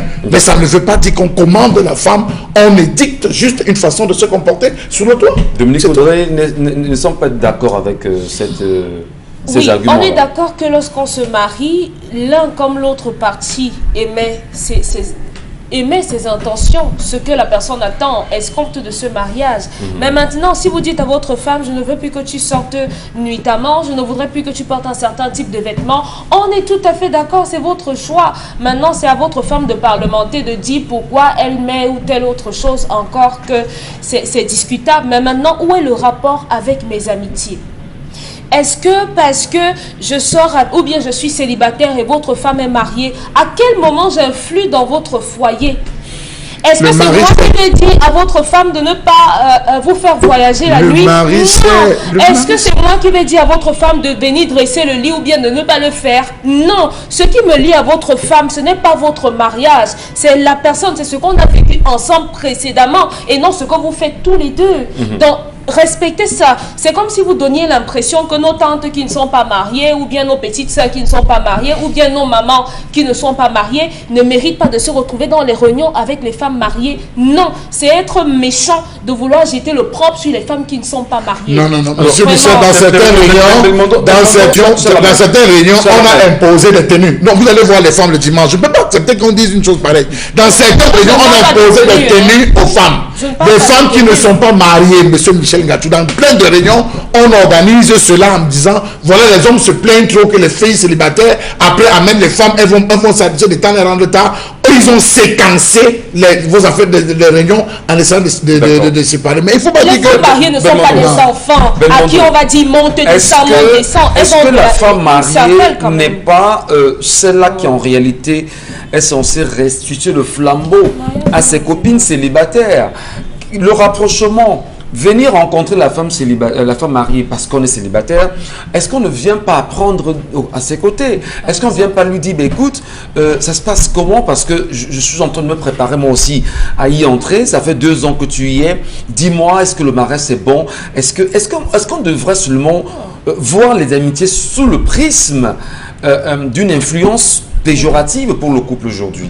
Non, moi je dis tout à l'heure, parlant de l'histoire de cette dame-là, j'ai dit que le monsieur certainement a dû constater que c'était pas ce qui se passait, que c'était plutôt une influence négative sur son couple. Mais je pense quand même que, je me dis quand même, Michel, vous pensez que une copine à votre épouse vient à la maison, vous suivez leurs commentaires, vous voyez comment elle se comporte, vous voyez plutôt qu'elle vient prendre les conseils, comme tu es en train de dire tout à l'heure. Vous pensez que ce monsieur aura quoi à reprocher à cette copine-là? Non, du tout. Donc je continue à dire, il peut y avoir des influences positives. Une copine peut apporter du bien. Elle peut venir en prendre aussi des conseils à votre épouse parce que justement, elle aspire aussi au mariage comme tout le monde. D'ailleurs, généralement, quand on va au cérémonie de mariage, quand c'est la femme, quand elle prend le bouquet, on demande aux filles célibataires, elles sont derrière, et puis on lance. Celles qui aspirent au mariage, ok? Ouais. Mais les jeunes filles qui ne sont pas mariées peuvent bien s'approcher de celles qui ont une expérience dans le mariage pour apprendre. Voilà. Ça, c'est possible aussi. Alors, on va prendre nos téléspectateurs sur Equinox TV, Dominique Audrey. Ils sont très nombreux. Qu'est-ce qui se passe, Dominique? Non, c'est que je suis décontenancée. Mais non, bah écoutez, on est en télévision. Est-ce qu'on va se rapprocher de quelqu'un? Non, je mets les organes. Non, c'est pas important. Je mets les organes. Retirez les organes. Parce que vous faites comme si Isabelle est mariée. Si je vais voir Isabelle, c'est pour qu'elle me dise comment elle porte la robe le soir quand son mari. Ce n'est pas ce qu'il a dit. Je peux aller voir Isabelle parce que Isabelle sait quels sont les projets que j'ai pour ma vie. Maintenant, on travaille sur mes projets, je lui donne des conseils. Vous êtes chez vous avec votre mari. Vous êtes chez vous avec votre mari. Oui. Et vous avez, comme Chalamel l'a si bien dit tout à l'heure, Le vêtement, c'est lui qui achète cette valise-là et vous donne les vêtements. Relativement. Votre copine, non, oui, relativement si vous voulez. Votre copine vient vous rendre visite à la maison avec une mini ou avec, je sais pas, un vêtement ou pratiquement... C'est son style vestimentaire. Comme ça. Lorsqu'à chaque fois qu'elle vient à la maison, elle a les cuisses pratiquement à l'air nu. Voilà. Et vous savez, je reprends peut-être l'expression, il y a des faiblesses. Je ne dis pas, je ne sais pas ce que j'ai dit. Il y a des faiblesses. Non, employez le terme de l'église, la chair est faible. La chair est faible.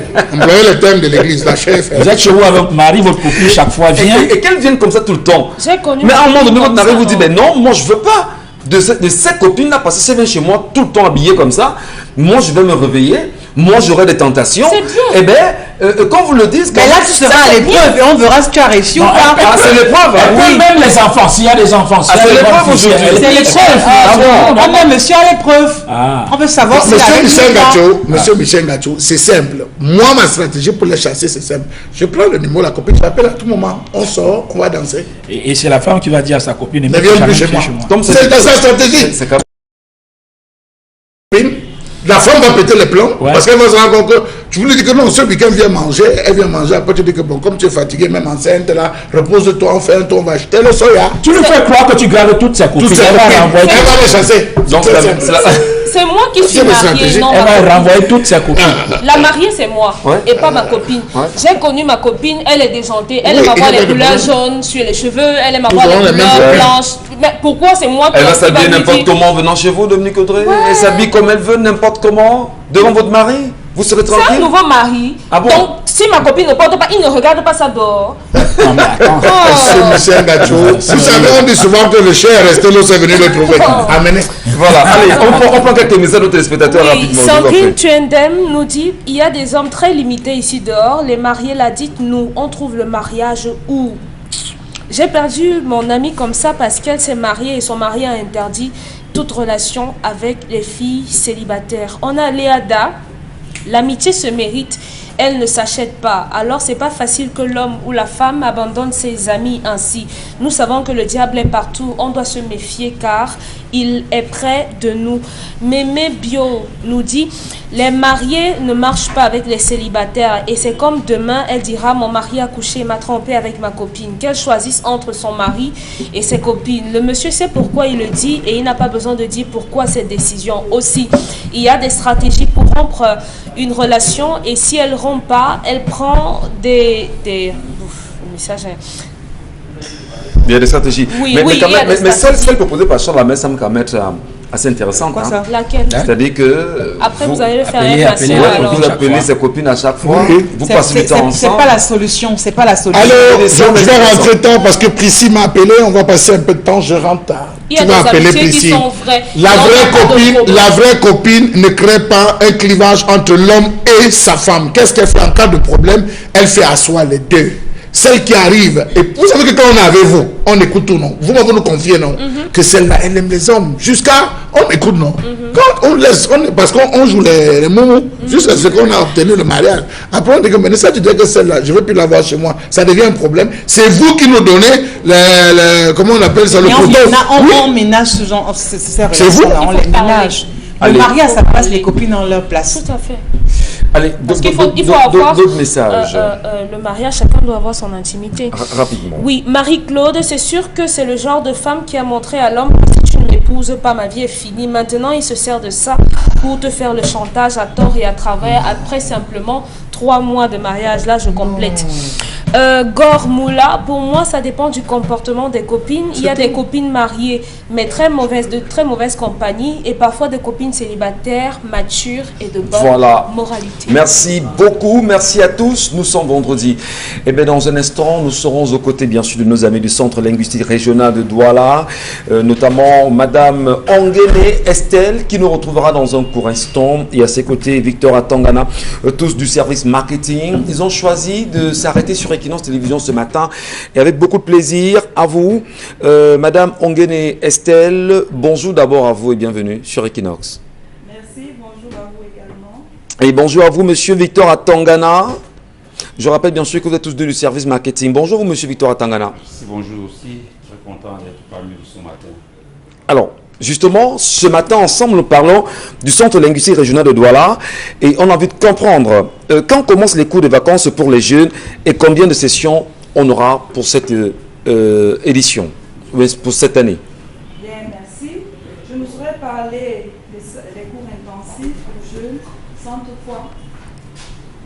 Je ne saurais parler des cours pour jeunes sans toutefois expliquer que c'est que des cours intensifs. D'accord. Les cours intensifs, c'est ces cours que nous organisons généralement pendant les vacances, c'est-à-dire quand l'école est terminée.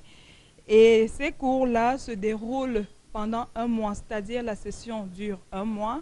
Les apprenants viennent tous les jours au centre, de lundi à vendredi, pour 2 heures de cours intensifs. Bien. Oui, bien sûr. Pour satisfaire la demande qui se veut de plus en plus croissante, nous avons organisé cette année 3 sessions. La première session qui débutera le 7 juin, c'est-à-dire lundi prochain, et s'achèvera le 2 juillet 2021. La deuxième session, quant à elle, débutera le 5 juillet et s'achèvera le 30 juillet. La troisième session débutera le 2 et s'achèvera le 27 août. Pas de course, Madame Onguéné. Quelles sont les tranches d'âge concernées et où se situe le Centre linguistique régional de Douala? Bien. Les cours intensifs concernent tous les jeunes, c'est-à-dire tous les jeunes sont conviés à ces cours-là. Qu'il s'agisse des élèves, des étudiants, des personnes qui sont dans des écoles, des centres de formation, ils sont tous conviés.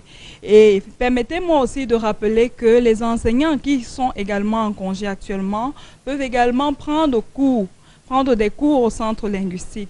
Et permettez-moi de préciser déjà que ces enseignants bénéficient d'une réduction de 50%. Avec vous, Monsieur Atangana Victor, dites-nous, what are the conditions for participating in holiday classes today? Thank you very much for giving me the floor again. I think we just need to come to the center, get a placement test at the cost of 500 francs. Yes, please, thank you. The cost of the placement test is 500 francs for Cameroonians, and for foreigners it is 1,000 francs. Once you come to the center, we give you a placement test. From there we know your level, and the level starts from foundation through elementary, from elementary to lower intermediate, from lower intermediate to intermediate, from intermediate to upper intermediate, and finally advanced level. So anybody can come, and you will find your place in the linguistic center. At the end of the training? At the end of the training, you just have your report cards, because you need to reach the advanced level before you have an attestation, because our attestations are meant to open you to the world market. Thank you. Madame Atangana, on gagne le temps pour moi. Je reviens avec vous. Qu'est-ce qui fait la différence entre le centre linguistique régional de Douala et les autres centres linguistiques? C'est quoi la différence concrètement? Bien, la différence se situe à plusieurs niveaux. Déjà, il faudrait rappeler que les formateurs dans les centres linguistiques sont des enseignants formés dans les écoles normales de par le Cameroun. Vous voyez bien que c'est la crème de la crème que nous vous offrons. Ensuite, nous avons des enseignants qui sont formés à l'utilisation des nouvelles technologies de l'information et de la communication par les soins de l'ambassade des États-Unis qui est en partenariat avec les centres linguistiques. Vous conviendrez donc avec moi qu'ils jouissent d'une expertise et d'une expérience avérée dans l'enseignement. De plus, les centres vous offrent une reconnaissance internationale. Quand je dis reconnaissance internationale, c'est parce que nos enseignements ainsi que les évaluations sont conformes aux exigences du cadre européen commun de référence pour les langues. C'est la raison pour laquelle nos attestations et même nos diplômes que vous obtenez en fin de formation sont reconnus de par le monde. Voilà. De plus, je ne saurais terminer sans préciser que le Centre linguistique régional de Douala ainsi que les autres centres sont placés sous l'autorité du secrétaire général de la présidence de la République du Cameroun, d'où la légitimité de cette institution qui veille à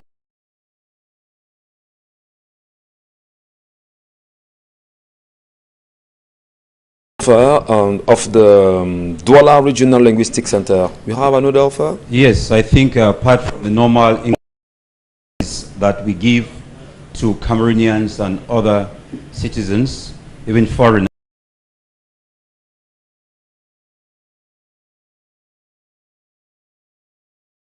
we have exams like TOEIC, TOEFL, we have IELTS, and then apart from that, we offer special courses to those concerned depending on their demands.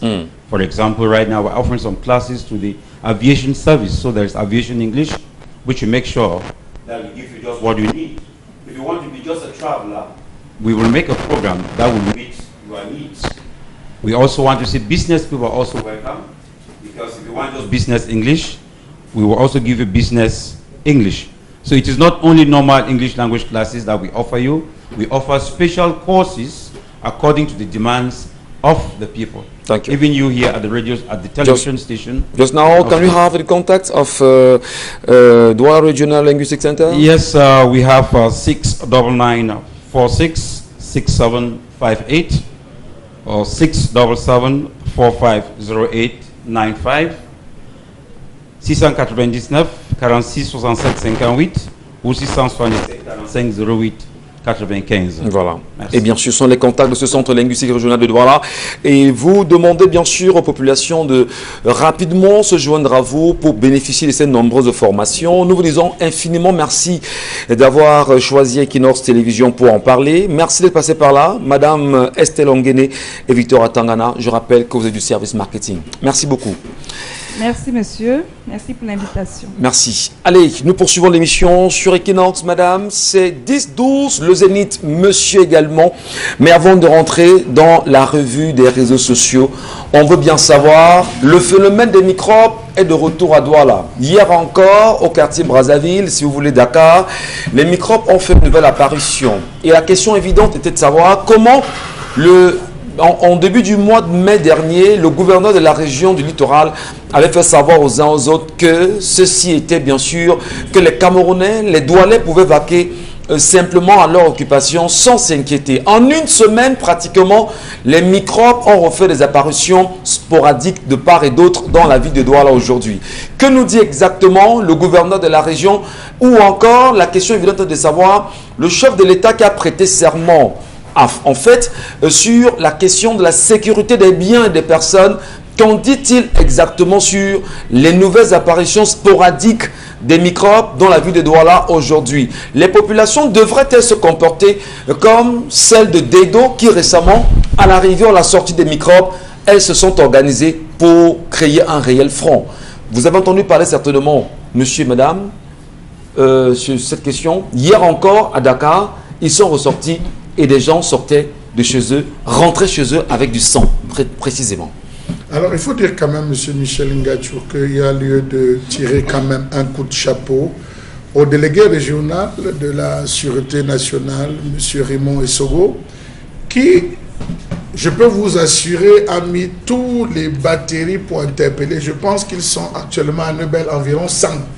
Il y a 100, parce qu'on avait personnellement, j'avais eu l'occasion de suivre, on les interpellait, et Andokoti, Abonaloka, Yamabanda, on a pris tous ces poches. Peut-être c'est une nouvelle poche, M. Michel Ngachour, qui vient de voir le jour. Ça peut être une nouvelle poche qui vient de voir le jour, parce qu'on parle d'un retour de quelqu'un qu'on a attrapé, un élève de l'air qu'on a attrapé, on a lynché pour cas de vol et de tout.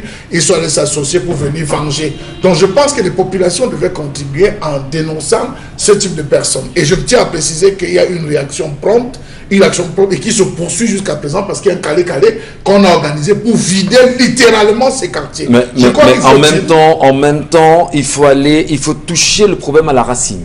Non, il faut toucher le problème à la racine. Même si il monsieur essaie de faire un travail aujourd'hui. Oui, il y a quelques jours, vous avez vu, ils sont rentrés en action pour démanteler tous les gangs des malfaiteurs qui font les fausses boissons, je crois que ces quartiers sont la cible et aujourd'hui cette réaction est assez importante. Il faudrait qu'on demande aux autorités d'être beaucoup plus regardants, que ces niches disparaissent. Mais il y a un autre facteur, disons-le, M. Michel Ngachour. Et vous chutez? Oui, je termine par là. C'est vrai que vous avez parlé, ça m'a échappé. Bon, voilà, en tout cas, il est bourré de plein d'idées, Charles Lamel.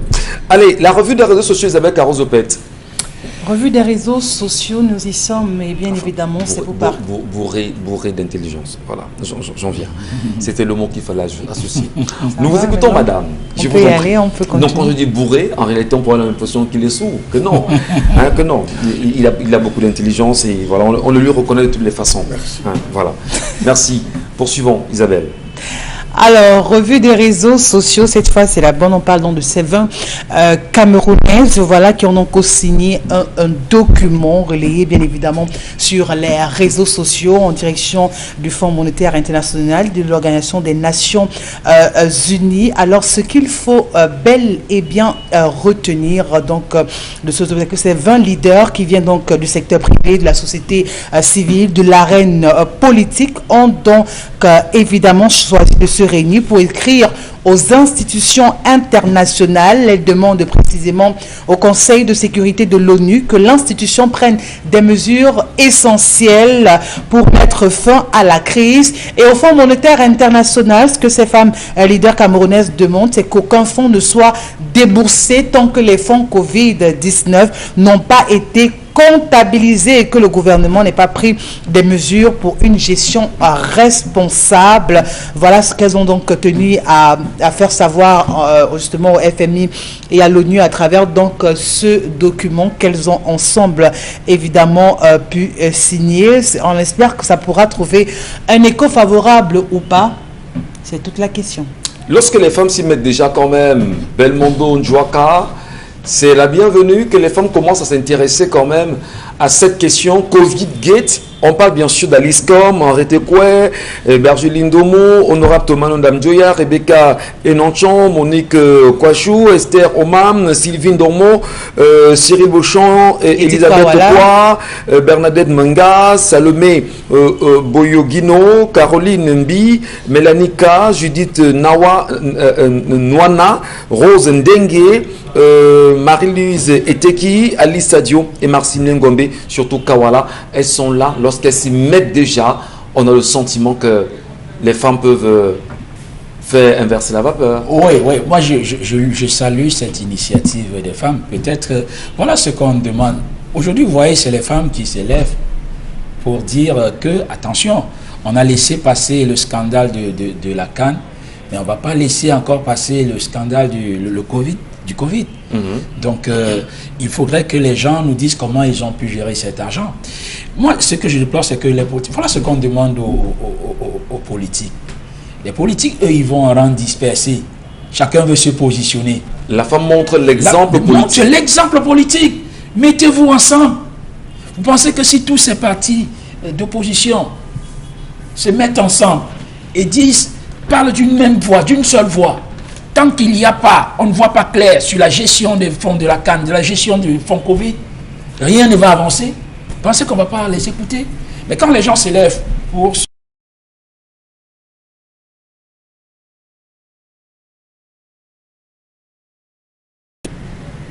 Il y avait quelqu'un qui avait annoncé une marche. Oui, là, à Yaoundé. Oui. Denis Emilien Atanda. Voilà. D'accord. Où est passée la marche? Mais la marche était interdite simplement par les sous-préfets. Très bien. Donc vous pensez que si tous les partis se mettent ensemble,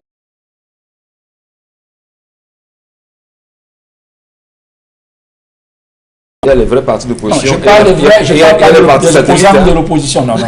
Je parle des vrais partis d'opposition. Voilà. Alors, lorsque les femmes commencent à se lever sur une question comme celle-ci de Dominique Audrey, doivent-elles être encouragées ou pas? C'est quand même les femmes, nous les encourageons. Enfin, moi je les encourage déjà. Ça veut dire que vous avez déjà répondu à la question. D'accord. Oui, si vous trouvez bon et juste, parce que là, il n'y a pas Elle parle pour le Cameroun en entier. Je crois que ce sont des partis de leur casquette politique. Ouais. Il n'est pas question de Kawala, de son parti, de son parti. Non, vraiment, on ne parle pas de parti là-bas, de femmes camerounaises qui en aura la casquette de la gestion du pays, des affaires politiques, et ont décidé de prendre les devants. Maintenant, il ne faudrait pas que ça s'arrête simplement à ce que ce soit des femmes. Il faudrait que des femmes rejoignent le mouvement et que des hommes également accompagnent, du moins ceux qui sont du bon côté, qui estiment qu'effectivement, tant qu'on n'a pas encore terminé de régler cette question de Covid-Gate, il n'est plus question de renvoyer ou bien de rajouter de l'argent ou bien après une quelconque donation, il faudrait au préalable avoir des bases, des normes établies qu'il faudra respecter. Surtout qu'elles estiment dans leur réaction, elles disent bien, elles rappellent au Fonds monétaire international que les crédits de facilité que vous octroyez justement au Cameroun, ce ne sont pas ces individus qui vont vous remettre cet argent. C'est le peuple camerounais. Nos enfants. C'est nos enfants, sur des générations qui se doivent de restituer ces dettes. Donc, nous ne voulons plus, nous, en tant que peuple, que vous donnez à nouveau de l'argent au Cameroun si on n'a pas des termes clairs là-dessus. Tout à fait. Donc, le combat est noble. Il était temps que ça arrive. À plusieurs reprises, ici, on a demandé où sont les femmes, où sont les femmes, où sont les femmes. Et bien, voilà les femmes. Et maintenant, on attend de voir la suite. On adore. Voilà, Charles Lamel, les femmes à ce niveau. je le disais encore aussi hier, l'artiste qu'on a chanté, le bon Dieu.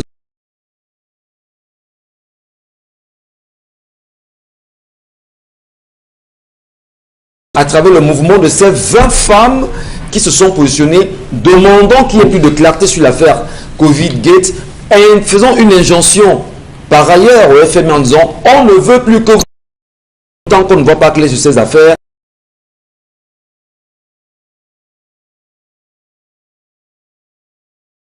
Initiative. Monsieur Michel Ngachou, pour être sincère et honnête avec vous, je vous prendrai le cas de Zinga, Anne Zinga, de la reine du Ndongo et du Matamba.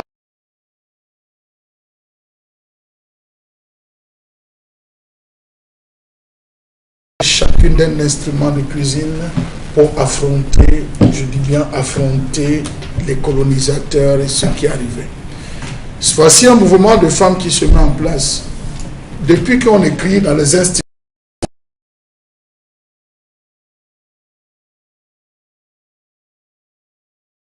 depuis qu'il est sorti de prison, ce n'est que le travail qu'il fait avec ses consortiums. Il y a M. Michel, je souhaiterais que ces 20 femmes appellent les femmes, chacune sortait avec une cuillère, une fourchette.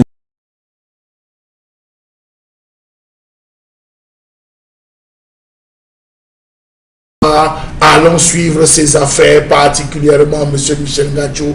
Allons vous parler de l'unité. Rencontrer M. Michel Ngachou, écrire à des institutions, c'est bien, je ne dis pas le contraire. Mais lorsque la femme se lève, vous avez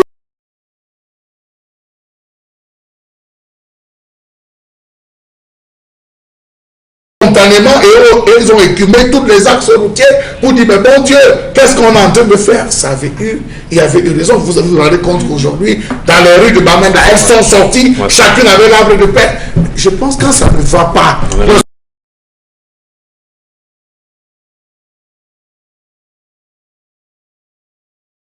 la femme dehors, que la femme sorte véritablement revendiquée et que ces femmes ne se contentent pas à ça, que vraiment elles vont rencontrer les responsables. Qu'elles mobilisent les femmes, elles vont rencontrer les gouverneurs. Elles mobilisent les femmes, elles vont rencontrer les préfets. Elles mobilisent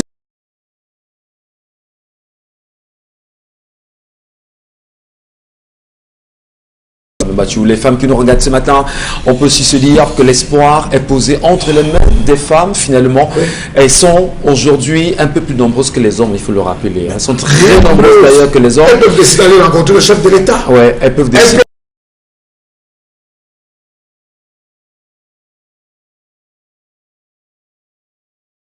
Ce qu'on va dire, souvenez-vous qu'il y en a comme ça qui ont voulu rencontrer Blaise Compaoré, mais sont sortis des spatules, simplement avec des spatules en les tapant. Compaoré fuit le pays, hein. Donc ça peut être compliqué. La femme, lorsqu'elle se lève, tout se recule. Ouais. Lorsque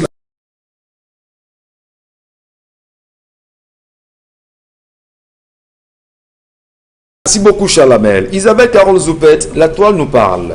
La toile nous parle, justement, on s'arrête sur cette plaque. C'est un arrêt Shima, ça il faut le dire, parce que justement, elle a cristallisé l'attention de plus d'un sur les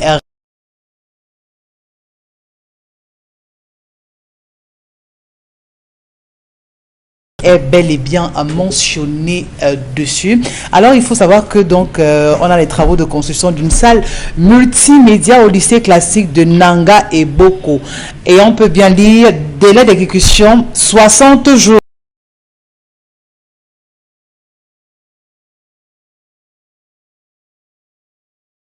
19. Voilà, et voilà, on écrit bien évidemment par la suite, délai d'exécution 60 jours, et justement les conversations ou encore les commentaires vont dans tous les sens. Chacun se pose la question de savoir si c'est pour justifier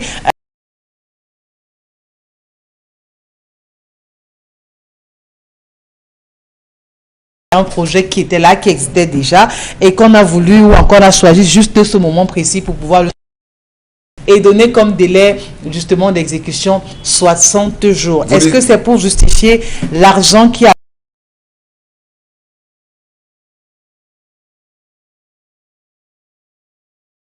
ouais, c'est ça qui attire. Et c'est bien sûr le ministère des enseignements secondaires. Encore le Minesec. Ouais, encore le Minesec. Ouais. Dernièrement, on distribuait les cartons de savon et je sais pas, et tout le reste là dans les établissements. Oui. L'argent est arrivé depuis 2000.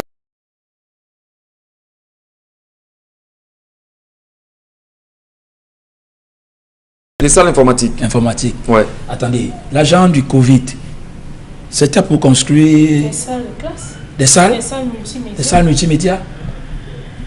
Non, ça fait partie des... non, Jumpo, non, attendez. Lutte contre le Covid.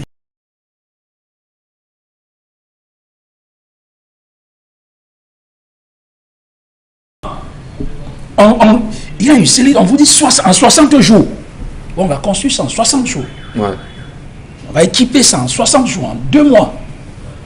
Non, il faut pas, on ne va pas contourner. Tout ça, c'est pour justifier.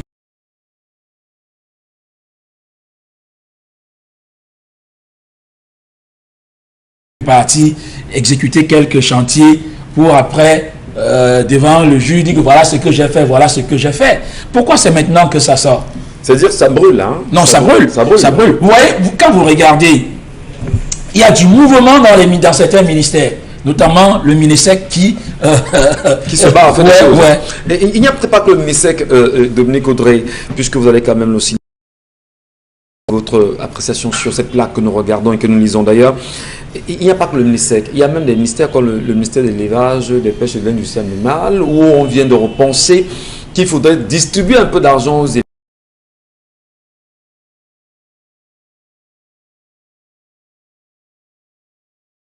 La tomate qui surabondait là. Je sais pas. Il y a eu une sortie. Non, je pose une question bête, vraiment.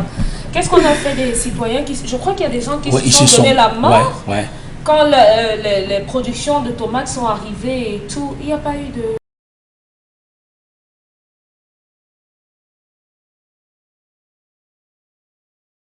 60 jours, délai Charlemagne rapidement en 1 minute pour pouvoir...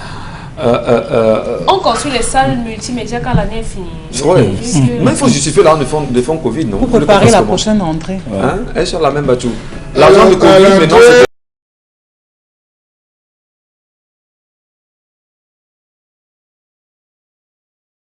Je pense bien, c'était aussi 60 jours pour ouvrir les bras dans le cas des inondations, ouvrir les bras jusqu'au Vouri afin d'éviter. On devait ouvrir les bras du Vouri, ouvrir les draps et tout pour éviter qu'il y ait des inondations. La plaque est toujours...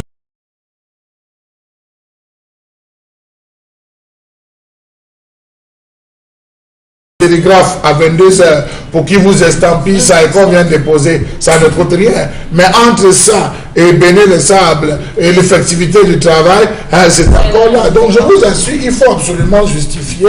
Laissez-les se battre.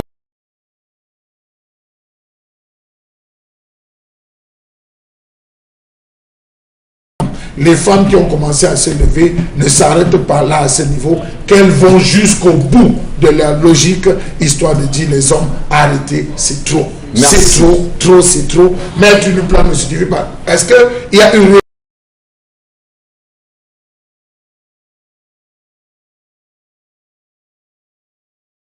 et tout, les masques et consorts, c'était ça ce qui devait être, mais hélas, c'est tout autre chose. Merci infiniment, Charlemagne Bachou. Merci à vous qui êtes sur Equinox Télévision et surtout avec 10 le Zénith. On marque encore une pause et cette fois-ci...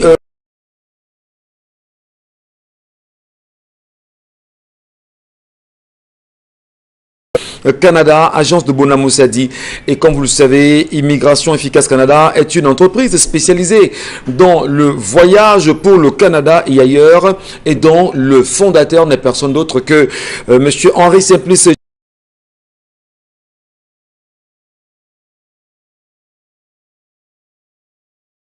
Plateau. L'entreprise est spécialisée dans, vous le savez, madame, monsieur, les demandes de visa canadien pour travailleurs, touristes et étudiants.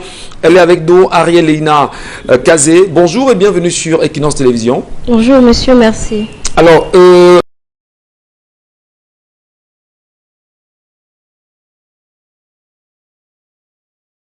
au Canada, Arielina Kazé. Merci monsieur. Il n'est pas obligatoire d'avoir un baccalauréat pour s'inscrire dans une école canadienne. Il faut savoir qu'il existe des formations, des écoles de formation professionnelle qui eux ont moins de sélection. Ils ont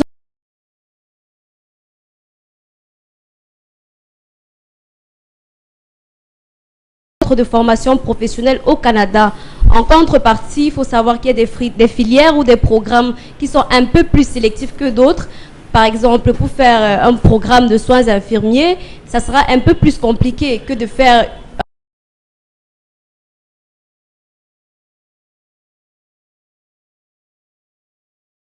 dans un centre de formation professionnelle et avoir un permis d'études au Canada, monsieur. Alors justement, pour étudier au Canada, puisqu'on parle de ce côté des provinces, pour étudier dans la province du Québec, par exemple, au Canada, doit-on absolument passer un test de langue française ?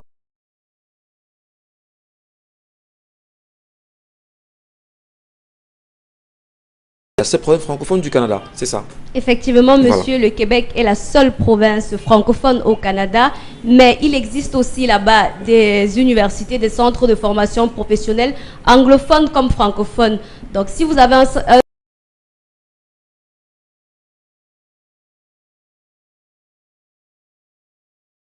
anglophone ou francophone, dépendant de votre cursus d'éducation, monsieur.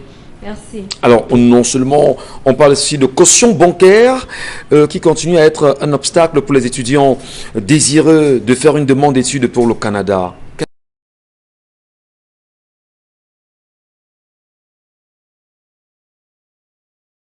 Obligatoire pour le Canada. Il y a d'autres critères financiers qui ont été imposés par le gouvernement canadien. La caution bancaire à l'époque, il y a quelques années, était obligatoire. Il fallait absolument bloquer de l'argent dans un compte, mais ce n'est plus le cas. Ouais. Le postulant devra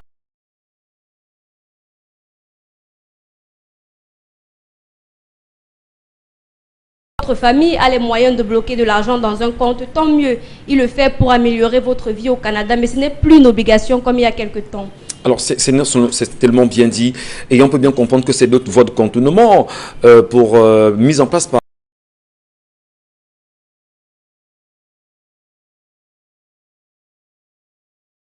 la caution bancaire était très difficile pour des familles moyennes, parce que le Cameroun, il faut dire la vérité, le Cameroun est moyen financièrement. Donc la caution bancaire, elle était une grande difficulté. Le garant vient un peu, je dirais, assouplir cette mesure-là qui a été imposée.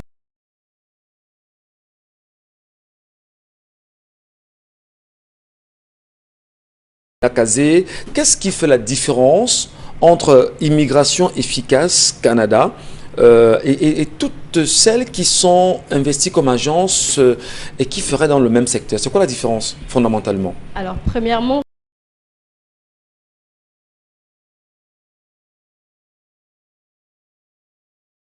ce n'est pas tout le monde qui est autorisé à faire des procédures d'immigration canadienne. C'est très important de se rassurer qu'on est devant une agence fiable et surtout qui a été réglementée, autorisée à faire cette procédure-là. Notre président l'est, il a un numéro.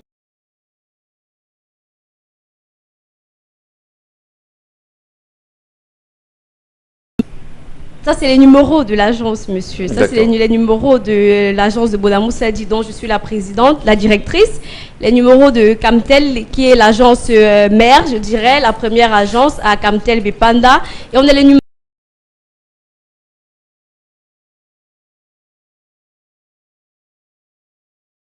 au bureau Cameroun, rapidement, s'il vous plaît. Alors, nos bureaux, nous avons l'agence de Bonamou Sadi, dont je suis la directrice d'agence, comme j'ai dit tantôt. C'est situé à Bonamou Sadi, à l'ancienne mairie de Douala 5e, l'immeuble qui est juste collé à l'ancienne mairie de Douala 5e.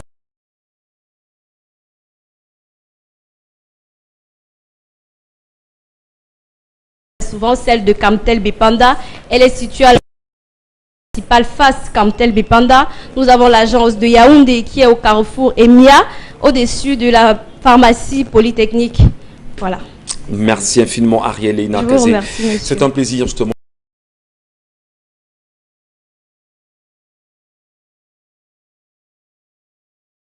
Charlamel Battu, Isabelle Carole, Zoupette, Belmondo Ndjouaka, Dominique Audroyengeleg, nous sommes vendredi.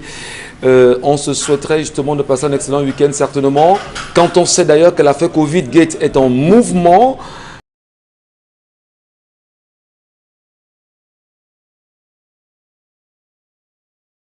Beaucoup de bruit aujourd'hui.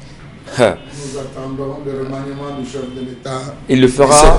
Il le fera. Ce week-end. C'est ce que nous, le peuple, on attend. Ah, ça. Le peuple camerounais attend le remaniement. Qu'il y ait un remaniement.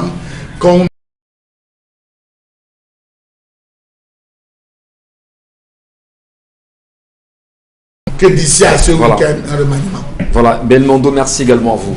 Bon week-end. Bon week-end à vous, bon week-end Isabelle Carozopette, Dominique Audrey, madame, monsieur. Bon week-end à vous, dans l'espoir de vous retrouver lundi, lorsqu'il sera 10h sur notre antenne. Restez sur Equinox.